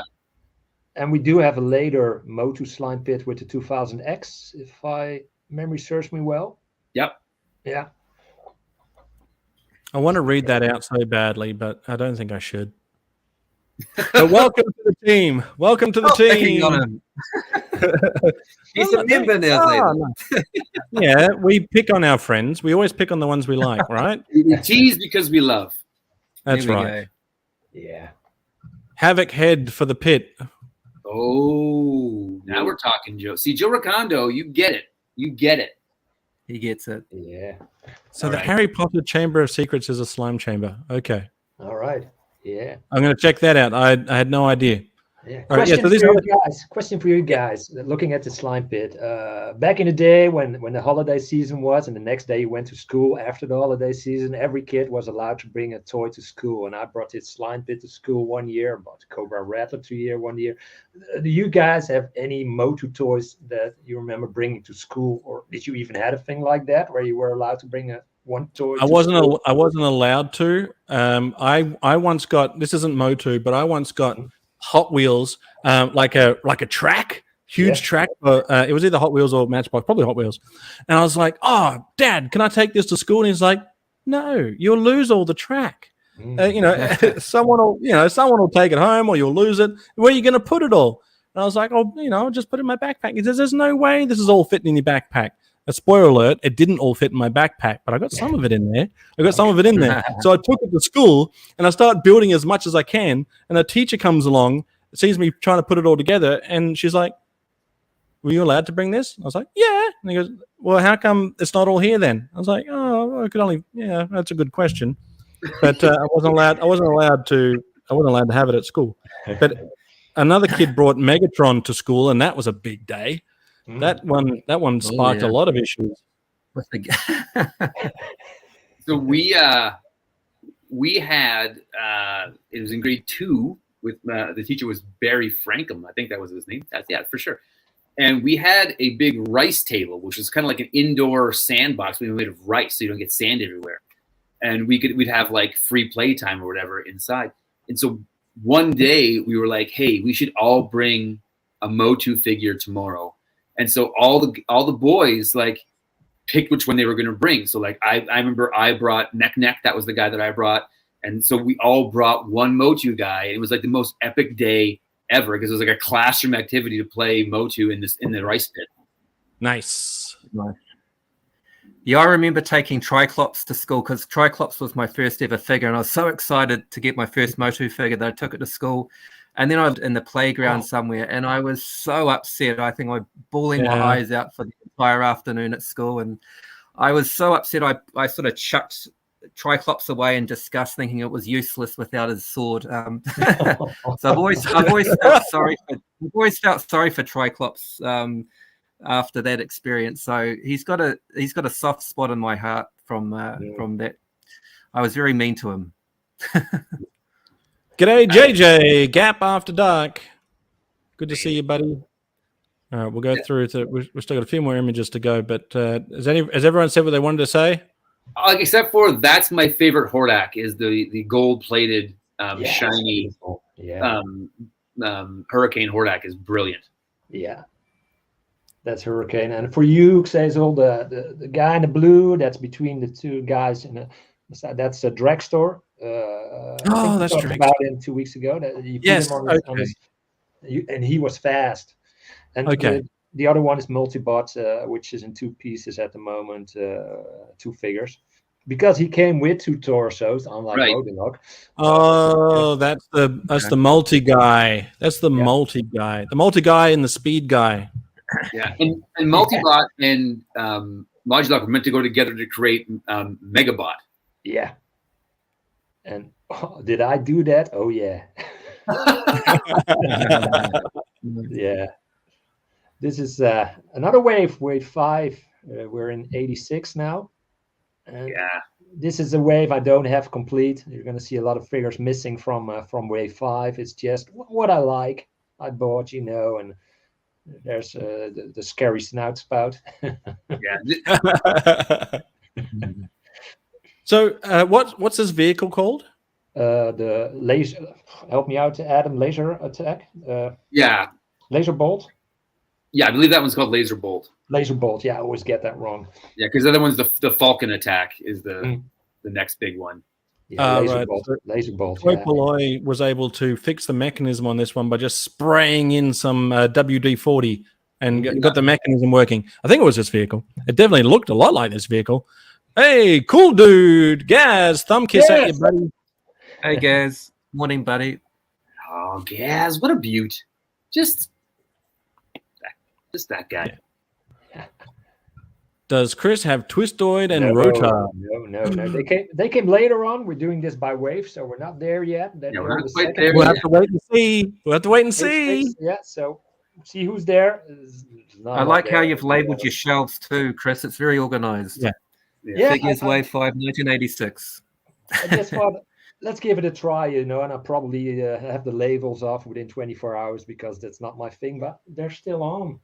There, and I really like it because it gives me this is how they came in the toy store. This wave was out there first, so it's a different perspective. It's not the way of ordering, but the idea behind it from all of this was there in the toy store that year at once. So that's how we got. That's why I started displaying like that. This was a weird wave a little bit. If you look at it, there isn't really a recognizable as a MOTU figure there. There's Brave Star. There's Battle of the Rock Lords. Yeah. There's Abba. Yeah. There's a knight there. Yeah. Elephant. And there's so. There's one of the. None of these guys are in the cartoon either, right? The cartoon is finished by this point. They were in the Rock. The Snout Spout was in the cartoon for one episode, and the Rock people were in She-Ra. Yeah, and the MOTU special, Secret of not Secret of the Sword, the Christmas special. Yeah, that's where we got Snout Spout. Yeah. Jeez, oh God! Hey, EdFive, standing by. Thank you for coming a member. You can smash those emojis. Hey, you know what this means? I now have enough members that after the stream, I can add as another emoji and sticker. I can add the Masters of the WWE Universe Sergeant Slaughter to our list of stickers and emojis. Wicked. I've been waiting so long to be able to add that, so I'll definitely have that for the next live stream. Yeah. Mate, no pressure to do so, but I mean, if you do, check that out. Wow. That emoji. Now, for us, it says Yojo, Infantry, Maggot, Clutch, Hasbro, Marauders, but for them, it looks like cool pictures. Yeah, That's dude. right. I want to say Rio Blast became one of my favorites because I love Western so much. Cool. But at the time when he came out, I was like a cowboy, and he didn't super fit. Space He needs a cowboy, hat. yeah. Space Cowboy. Yeah. For me, it was Brave Adam. Star. It was a Brave Star passing over to, and I didn't have Brave Star at the time, I think. So he stand in for Brave Star then against a way too large Texas. But anyway, yeah, it's a bit weird. But do you like Westerns? Man, we can talk for hours there. Do you like the classic Western stuff, the John Wayne and the Yeah, John Wayne and Eastwood where we live. Absolutely. So I've done a series of Brave Star videos on my channel, and I thought I did the last one. I thought I had just finished out my Brave Star run of fixes, but I think I've got a project where I'm going to make a Brave Star version of Rio Blast to hang out with the Brave Star figures. Oh, that's cool. Yeah. So I will say, I'll plug one of your videos, Adam, which was the update to Rio Blast he did with those awesome gun upgrades for his hands. That is a great video, so definitely go and check that out. And speaking of Westerns, I'm a big John Wayne man. I love the classic Westerns, but I also love the Red Dead Redemption series. And Chris, you've put yourself into that world with the cosplay in the Red Dead universe. And I love it. I love all that stuff. John Marston, yeah, he's a great character, but Arthur Morgan is probably my favorite. It's a game that's really sucks you in, that's such a cool world and the characters. And I haven't met the actors yet who did the voices and the acting bits to bring those characters to life, because it's more than a voice acting what they did. But I'm hoping to meet them someday and show them my cosplay. And awesome. I could talk Red Dead forever. I think they did John Marston dirty. They did John Marston dirty in Red Dead Redemption 2. I think, I don't think that really suited his character. Definitely doesn't transition well from Red Dead 2 into how John Marston was in number 1. But I won't. I'll just be talking Red Dead for too long if I go on about it now. You go ahead. But I do like welcome all new members. Yes, damn right. Thanks, guys. I appreciate it. Got some cool new members. So the next one, I'll definitely have another cool emoji for us. Yeah. And there's a new fraction in Wave 5, the Snake Man. That was something. Yeah, that was cool. Yeah. Django. Oh, yeah. I love his cameo in Django Unchained. I'm watching Randolph Scott westerns at the moment. That's one of those actors I found out that did a lot of western work too, and I really a lot of that stuff is on YouTube if you like to see that. Yeah, there's way more cool westerns out there than just, of course, Clint Eastwood and good old Duke. But it's maybe we should chat about westerns another time, and we'll come back. We'll do a welcome to the slaughterhouse, but an old west style, and I'll put a filter over us so we're in sepia, all grainy. Yeah. We'll be all grainy. That. Oh yes, Errol Flynn westerns too. Yeah, Errol Flynn is one of my biggest heroes out there and inspirations, and he comes from around your parts in the world, Cecil. So that's right. He was an Aussie. Tasmania. He's born there, or did he was born on the mainland and moved over to Tasmania? We'll catch up on all this Western stuff on another episode. We're coming back. So just a couple of Snake Men here, and then and then we got these figures. Cool. The movie 87. So we got 3 movie figures. And of course, some cool Snake Man editions and Mosquito. And these are definitely some of my favorite figures from that wave. There are 2 more waves. No, 1 more wave after this one. Am I correct there? Oh, I think that was it. Unless the last one had laser light and laser power He-Man. So that's So I got off at that one. Yeah, so this is all I got of that. That year. The rest of it didn't rock my boat, to be honest. Well, we're transitioning out of the original run and into the Origins run. Yeah, just a few snapshots of other MOTU stuff, I believe, comes now. The Origins Castle, which is still a great, fun play set to have. And prices are dropping for that castle over here. Don't know how it is in your part of the woods, or neck of the woods, but yeah, they're almost hard to get here. Yeah. Oh, Arrow, I would do anything just to be like him. Bit of Aussie crawl there for you. They do it a lot better than I do. But yeah, they had a song dedicated to Errol Flint, well, at least wanting to be like him. And I wonder if it was an appendage thing. Whoa, look at this. Yeah, that's what you can do with Origins. If you can, if the vintage stuff is too old and you like to create that 80s toy store vibe, just stack up a bunch of card backs and boxes, and this will save you a lot of money, and it still looks the same. All right, Gazz, you're joining us for the Western chat, mate. We're gonna hook up. We're gonna do a Western conversation. We're gonna set something up. We'll do a big multi-stream with everyone, Awesome. and chasing 80s and Gazz and everyone else here. Everyone join us in the name. We're gonna figure this thing out. All of our nameplates have to just say no name. Yeah, that's right.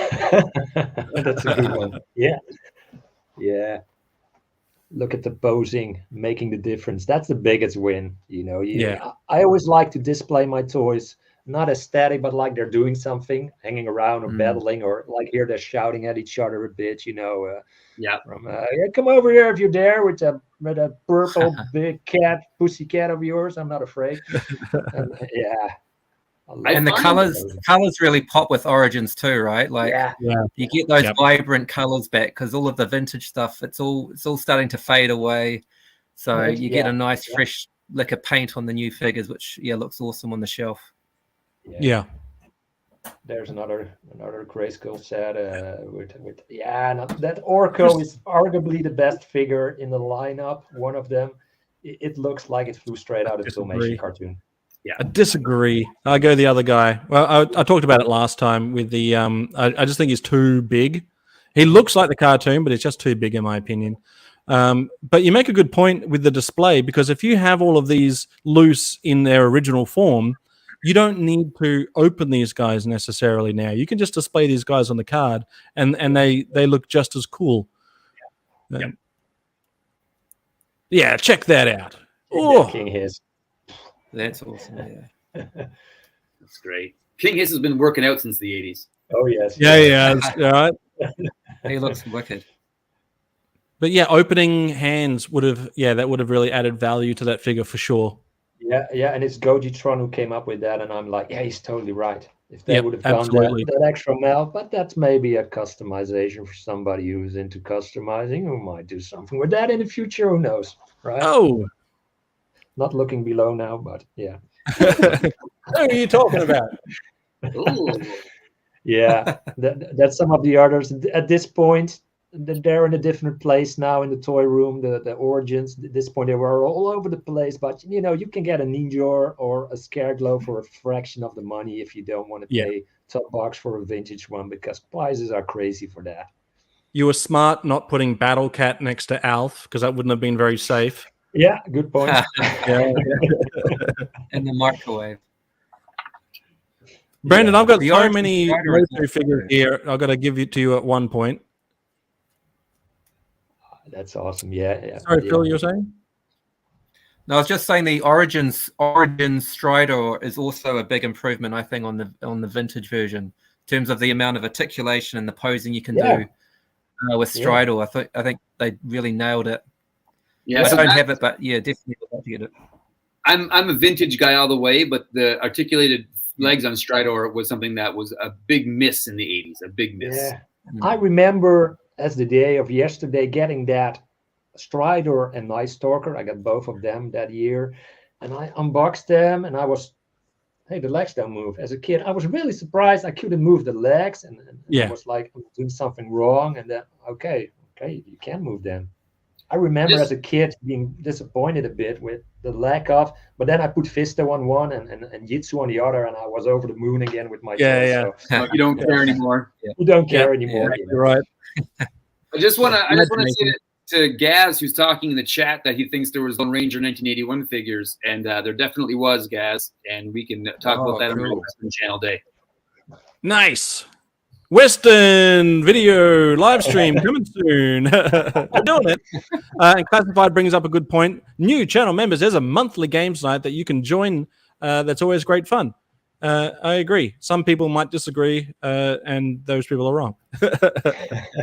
And we never get heated at the feud game. It's always super amicable.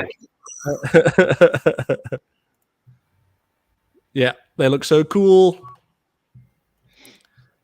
Oh, look at that. I missed out on that set, and I have regrets. But that's the space armor. Is that right?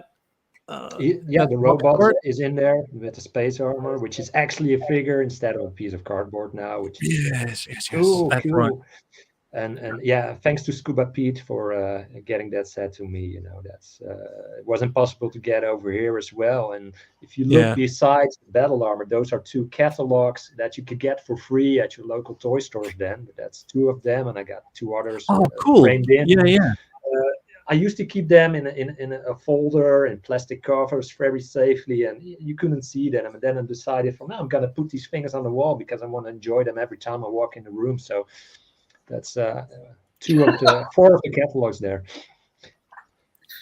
But they do look great framed. That's a brilliant idea. I've been toying with the idea of framing some of the G.I. Joe ones I've got with Sarge on them, because of course I do. But yeah, that looks great. It's a great use of space there. Oh, a little cringer. Yeah, that's my grill item. I think I even did a video about that. That small gringer is a thing I've been hunting for years, and at some point it popped up at a store for €30, and I'm like, that's many years ago. I'm like, oh, that's a lot of money at the moment. I just bought a lot of toys back then. Now I'm not going to buy it now. And then a few years ago, I started hunting for it again. I'm €100, €150 for just a Gringer. But I got lucky with this one. This one costed me about €50 or €60 or something like that. So I'm like, I'm definitely going for it now because Gringer is my favorite character from the cartoon. Believe it or not. I believe it. He's got value. I love Cringer. That episode where they first introduce He-Man, Prince Adam and Cringer, that's a great episode. One of my favorites. I think that a depowered battle cat like a Cringer is the one glaring omission from the vintage line. I made my own so I could have a little Cringer next to my vintage guys. Doesn't move. He's just a painted 3D printed guy, but he does a trick. Great pose. Yeah, definitely. Snaggle. Adam, I've got to get one of those. Can I possibly get one? Yeah. Only they're hard to ship, so if you come to Canada, I can hook you up. Are you coming to Canada soon? I think I can make it to Canada soon. Yeah, I think I can. All right, then one's coming your way. Yeah, right. Exactly. Well, I'll come and pick you up, Bill. Yeah. Everyone gets a Cringer. Now this one's for Merman. Oh, here we go, Matt. Take a look at Look at that. All the mermen. Oh, yeah. Chris, is there anything you can't do? You do cosplay, you do YouTube, you do voices. I mean, you're a jack of all trades. Can I just say this though? Yeah. Yes. I'm a little disappointed that this display isn't an actual fish tank with all the mermen in there. Not underwater. Agreed. But cleaning it would be. But that's the only reason why there isn't the glass and water, because I was doing. Plus, I don't know. Is there metal in some of these figures? That could be a problem with water. This is just as good. This isn't even all of them. I realize now there's only 4 in them here because I have 5 or 6 mermaids lying around. But the Super 7 one which is cartoon accurate, has to be in there. It's brilliant. I love that. A variation of merman with the green belt in the back and 2 of the Origins ones there. So yeah, nice. Cool. See you, TJC. TJC had a recent catch up with Scuba Pete, Mrs. Scuba Leslie, and the space team of Mr. and Mrs. Space Commander, and amongst a whole plethora of other people. That's just some of the people I know by name. Others I don't even know by name. But this is a great display. The Filmation accurate version of Merman looks brilliant. And I still think, for me, that Lords of Power Merman would either make a good henchman or like a have a horde of those versions. But he also kind of looks like he could be part of the heroes team as well. Like he kind of looks like a goodie. I always pictured the Lords of Power one as Merman's underachieving brother. Yeah. Can I play Pete? Mum said I could come as well. Yeah, I'm coming. Mum said you have to take me on your adventures. He doesn't have the underwater sound like Merman does. He just got a list. He just got a. He can't swim. No, please don't let me drown. He's got to wear a life jacket. There's snorkel and it's an inflatable jacket. Water wings like a floaty. Let's go. He's got a whistle too. Yeah. He needs one. Yeah, he can't blow into it though because he's got those teeth. It's like. That's begging to be a series on Netflix or something. That Merman's brother. Yeah, he needs his own name. He needs Nigel. It'd be great to Nigel. Nigel. It's just called Merman's brother. He doesn't even get his title in his own name. He's just called Merman's brother. Hi, I'm Nigel. All right, moving on. I don't want to ruin Merman for Mermat, but yeah, brilliant. Love it. And a little bit of Finding Nemo at the bottom there just for some underwater adventures. Oh, look at that. Your favorite Cringer up there. Oh, yeah, Gringer's up there because I love him. And that poster, that was, I had that on the wall as a kid, and I watched that for hours and hours. The artwork on posters, we talked about that in the start of this stream. Those posters were amazing, and this is definitely an example of that. So any Masterverse or Classics Merman figures there, Chris? No. Super 7 Origins and Vintage Original. I'll say this about Cringer. He is easily spooked, but he also has his moments of heroic deeds as well. Yes. I think Cringer was the best character from Revelations. I thought, like, of all the complaints we had, Cringer was perfect. Yep. Some classic boxes there. That's with bilingual. I got some bilingual, so you will see in the other photo as well. So Rotan and Battlecat is Origins, obviously, but that's the box as we had it here in the Netherlands for Castle Grayskull, which has German, French, English on it, and Spanish, I believe. So is that Beastman on the team of He-Man? Yeah. They did the box art before the cartoon story was written out, I believe. So, well, that's still pretty cool. So here's Multibot. There's Multibot.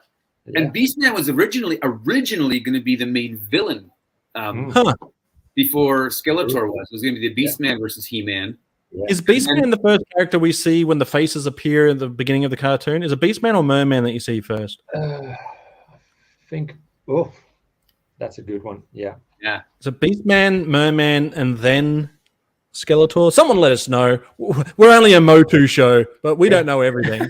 Who's ever watching MOTU right now? Let us know. Right now. Pete, look it up on your TV, which is not far away. You're not at work anyway. You're at home. There's a sweet weapons pack. That's the weapons pack. Yeah. You should be able to pick it up for 40 euros, dollars, something like that over here now. But and some, the boxed. I bought that Stridor and the Pantor in the good days when prices weren't skyrocketing, and you can still buy cool vintage toys for. So I do not think I paid $60, $70 for the Pantor and $30 for the Stridor. Nice. That's a good price. Unbelievable. Yeah. It was fun back then to get to hunt vintage toys, and it's a bit crazy. I like how slowly with Origins we're accumulating the pieces from the weapons pack.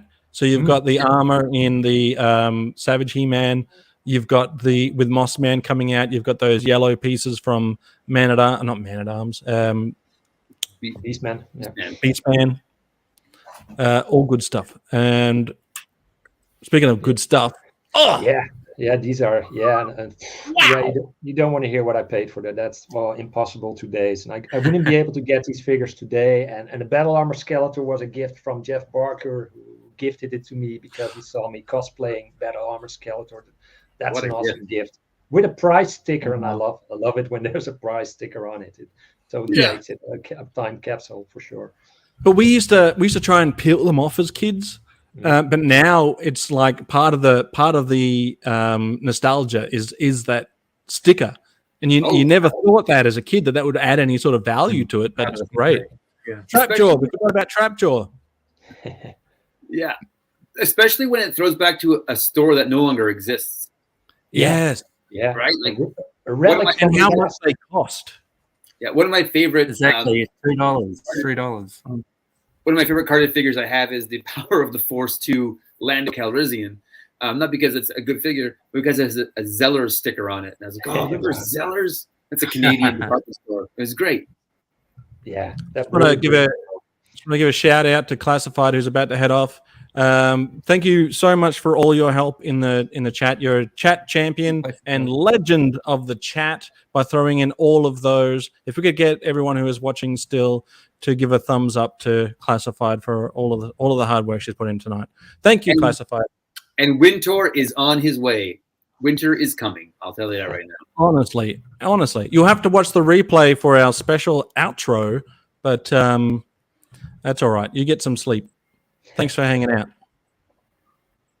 A couple of thumbs up for Classified, if you don't mind, chat guys. And we're back to the big wall. That's the toys. So what a tour. Holy cow. So So I will say this, Chris. With the nature of MOTU being such an epic toy line and the toys being so great, it's hard to have a bad MOTU display. But what you've done is you've taken it and you've made it an incredible MOTU display. So way to go. Thank you. Okay, I take the compliment, but there are way cooler displays out there that put this to shame. But but this shows you what you can achieve with just a bag of rocks and some display material stuff that you can find in a pet shop. You know, you can really bring some life into that display. It's crazy when it comes to displays, how much people are into it. So by a long shot, the best video, like the most views I have on my channel, was just a random one where I taped my phone to the wall and I was like, I'm going to make it a MOTU display and I'm going to film it. And that's my highest viewed video, because people love to see how displays are made and how people do it so differently, right? And I think that's when you're talking, Zazel, this is us playing with our toys nowadays. Is that's the thing, is like, I look at how Chris displays his, I look at how Zazel displays his, and how I display mine, and they're all different and they're all awesome. Oh yeah, that's why they put the word play into display. That's how we play nowadays. Yeah. Exactly. I don't have. You can see your passion. You can see your passion for MOTU in that display as well. Like, you've obviously put a lot of effort into organizing it, and that must have taken you quite a lot of time to get it looking how it is. So yeah, it's brilliant. Always in progress, the toy room, but I think that's the same for you guys as well. It's a work in progress, a never-ending love for It's a fight for space. Yeah. And that, which we're never going to win. But guys, it's not over yet, because we have, thankfully, some cosplay pictures from Chris. Now, we started off with a bit of fear. We got to epic display stuff, and now we're bringing the fear back, because here comes the fear monster himself. Skeletor, light up eyes and everything. Oh, beauty. That was a victory. I didn't get the castle, didn't get a sword, but I stole the shield. Yeah, that was a victorious day. That's awesome. Yeah, that is so cool. Yeah, and that's my good buddy Ron there, and his wife Marika, who joined me on my many cosplay MOTU adventures in the past. How hard is it to see out of those things when the lights are on? You don't see nothing. No, it's impossible. Tunnel vision, red lights. It's impossible. You hear nothing. You're uncomfortable.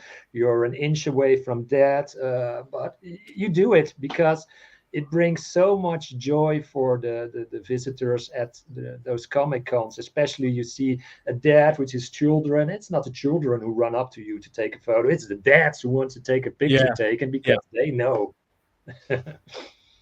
Awful. Yeah, I mean, look at that.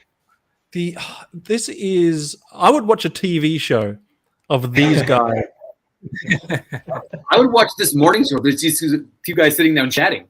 Yeah. Just these two playing. I can hear Clawful going, and here now the news. Yeah.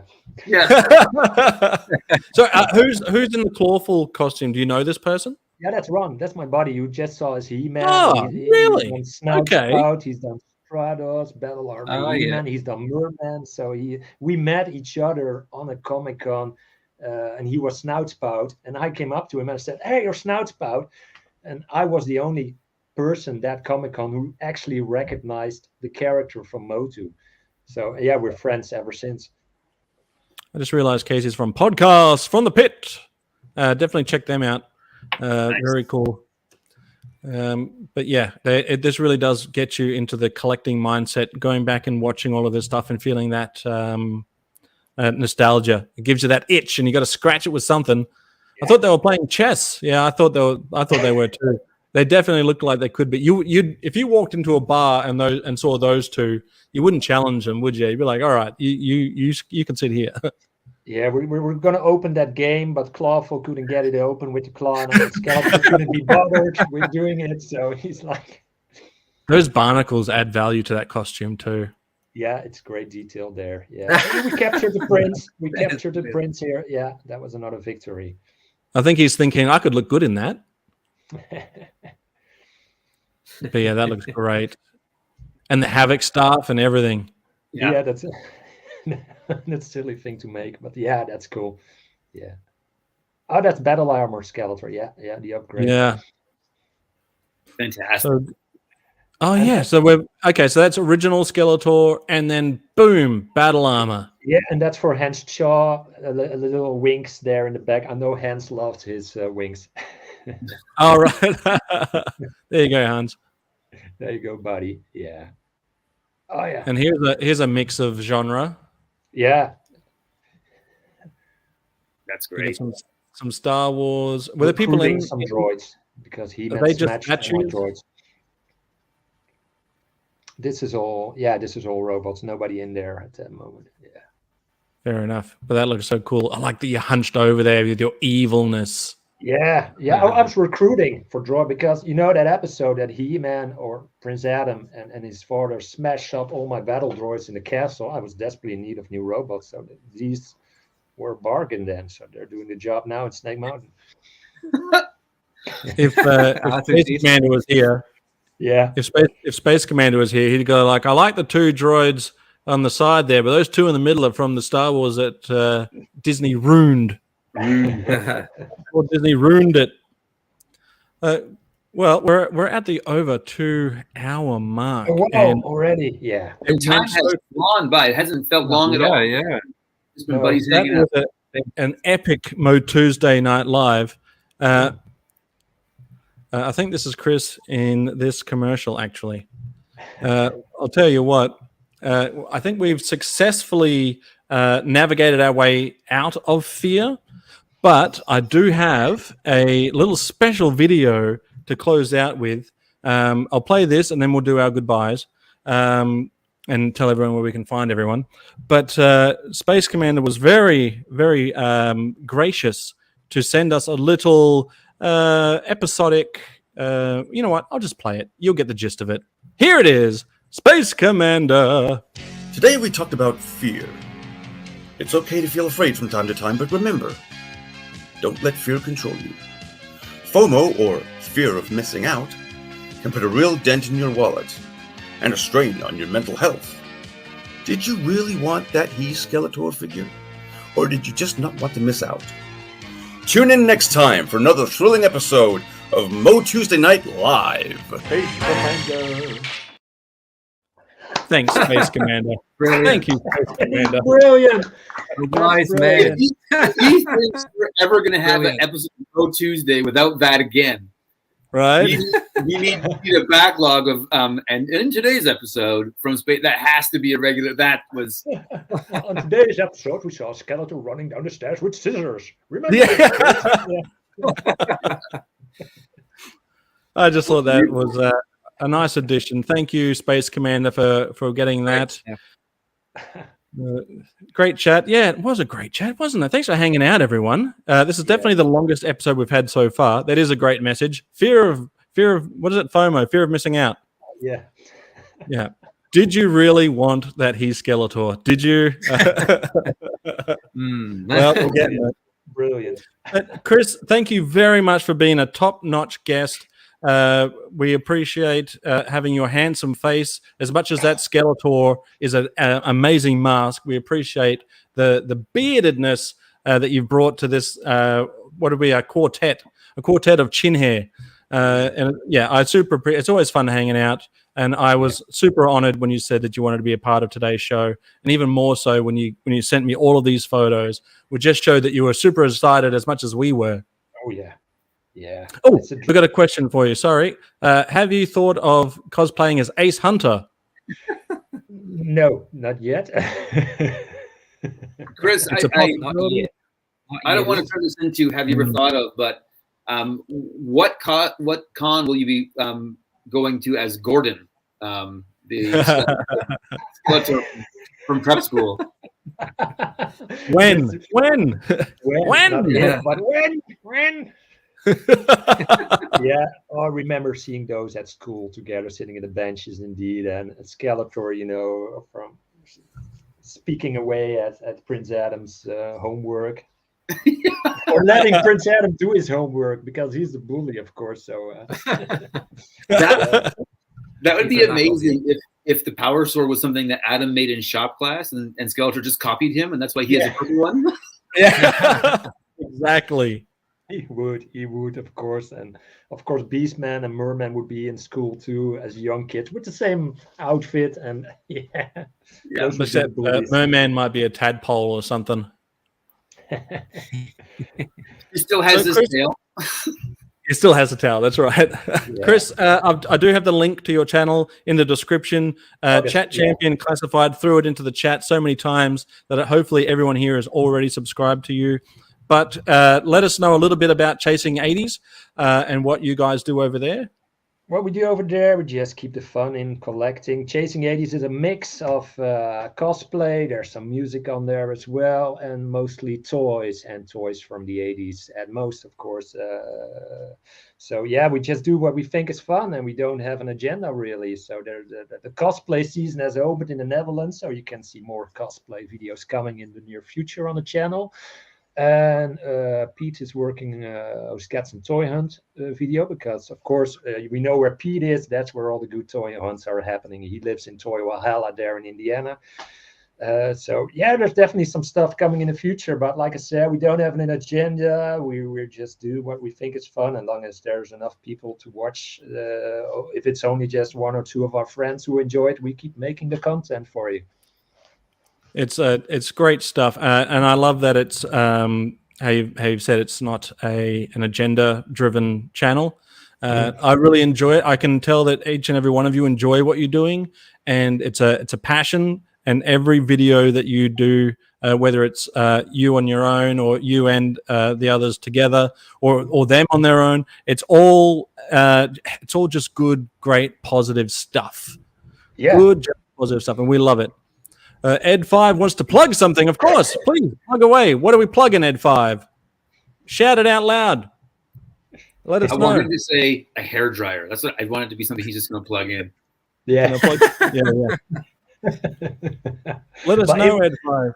It was so much fun hanging out with you guys, and I've seen some of the episodes because MOTU is my jam, and especially that episode you did with Keep On Collecting 2 weeks ago really sparked something. Seeing that collection, which was an amazing collection, I'm like, oh, now that's a MOTU collection, and we all display different ways, and there's beauty in that. There's no wrong there, you can't go wrong.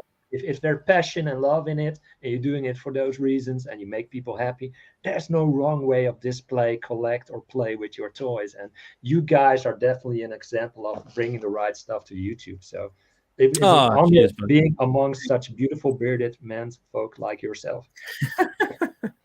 Full beard. Great. I mean, full ball. So EdFive is saying live Wednesday, 10 p.m. on EdFive's channel will be Keep On Collecting and Scott Crusher mystery unboxing. So definitely go and check those out. So I'll check you out, EdFive. I'm already subscribed to your channel, but I will go and check it out Wednesday. That's tomorrow. Well, or the next day, depending on where you are in the world. Tomorrow, 10 p.m. We'll be there. We will be there. Yeah, you can check that out. Absolutely. I think our next MOTUESDAY is on Phil's channel. Is that right, Phil? Yep.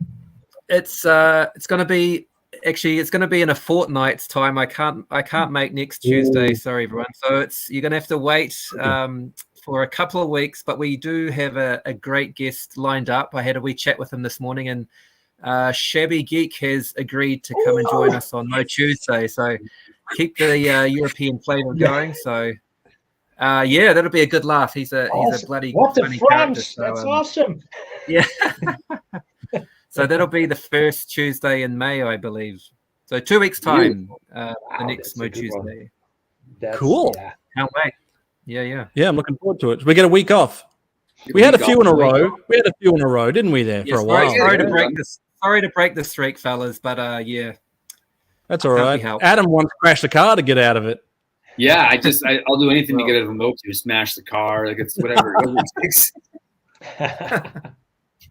So Phil, you've been dropping the awesome shorts lately, and as well as dropping the awesome shorts. Don't say it that way. I'm currently wearing my pants, Hazel. Yeah, all right. Anyway, and pants on. Your tour videos of Japan are also and your toy hunts are also great stuff. So definitely go and check out Phil's channel. Treasures for Trigger, one of my favorites. And Adam from GoFigure, what have you got coming up? Well, I'll give a little sneak peek here. Yeah. It might not mean anything to anybody, but I've got in this bag. Where's he gone? I've got some parts. Ooh! All gonna be they're just fresh out of the printer, and there's gonna be assembled. There's some wires in there. There's gonna be batteries in there, and so that's gonna become something for the next video. That's gonna be very enlightening. Nice. That should drop on Saturday if everything goes into plan. All right. Well, good stuff. Whatever you do. Okay, I won't. Chris, have you got anything coming up on your channel? I know you just dropped the Masters of the Universe one that I poured over that one. It's so good. But anything else coming up that we should be aware of? Thank you. Way too kind, guys. Well, I'm doing a cosplay event this weekend. It's a castle Renaissance cosplay mixy thing outside with a big castle. So I'm going to be filming there as well. And I don't know what costume I'm going to wear for that. Still have to make it up, but I still got a few days to figure that out. Maybe bring the good old Captain Jack Sparrow out there again. I don't know. Nice. Are you taking suggestions? I think you should dress up as Hans Chow as a pixie. Yeah. Or here's an idea. That's something. That's an image that will never go out of my. That's brilliant. Love that. So I don't know what I'm going to do there, but it's definitely going to be cosplay content for the few weeks. So I always hope that the watchers of the channel are not only into toys and oh damn, another cosplay video, do something else, bring out a toy. The music stuff is good too. I forgot to mention that. You do some music, you sing along. Yeah, that's not getting a lot of love, but there are people that enjoy it out there, and that's why I put the video out there. You definitely commented on my. I've always been outspoken about just do the content you want to do. Yeah. Forget about the likes and the subs, and your audience will find you if it's out there, and if it's not, it's okay because you're still doing the things you want to do. Indeed, because that's the real you. You don't want to fake it. You don't want to burn yourself out and doing things other people want to do. Which you see a lot happening, and some people actually have burned out over that. And that's a shame. So it is. That's what happens. Stay real. You don't burn out if you're having fun. You only burn out if you're making it work. Oh yeah. Yeah. And it is a lot of work. So my respect to all of you. Oh yeah, of make, course. create. Yeah, It's yeah. a full-time job. When you're creating content, you do put work and effort into it. But I mean, there's a difference between doing it for other people and doing it for yourself. And I think if you're doing it for yourself, then it's work worth doing. So I will say, we'll catch up again for a Western stream. I am so down for that. If anyone is interested, please, can we please? Can we please? And I do want to give a shout out to Corbra Lang, who did the stop motion at the beginning, and I will play it again at the end. Corbra Lang, we miss you, buddy. He's starting to make his way back, and I'm looking forward to seeing him drop some content too. Yeah, he's a good fella. And Zazel, when you're in Canada, the three of us are getting wings. You, me, and Corbra Lang. What? Wow. We're gonna go out. So, like, there might be some YouTube content that comes out of that with the three of us getting together. I'm just Can we get blue wings and red wings? Yeah. It's Right. called the Stratos. Yeah, the stratosphere. We're going to take off into the stratosphere. All right, so guys, thank you very much. I appreciate it. This has been an absolute banger episode, one for the books. We'll see you on the next MOTUESDAY in 2 weeks because Phil decided he wants to get a life and do something other than what we're doing. So we'll see you in 2 weeks. We'll also have a members stream coming up soon, so that all the new members, keep an eye out for that.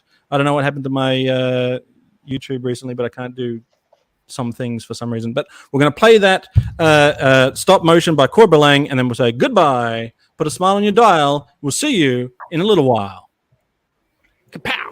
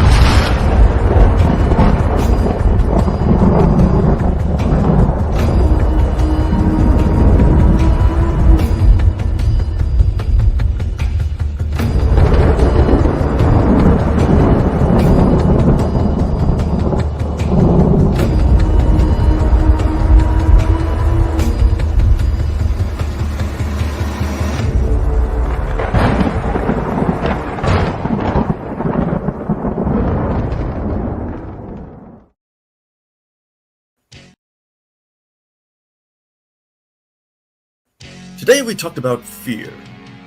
It's okay to feel afraid from time to time, but remember, don't let fear control you. FOMO, or fear of missing out, can put a real dent in your wallet and a strain on your mental health. Did you really want that he Skeletor figure? Or did you just not want to miss out? Tune in next time for another thrilling episode of MOTUESDAY Night Live. Hey, Commander.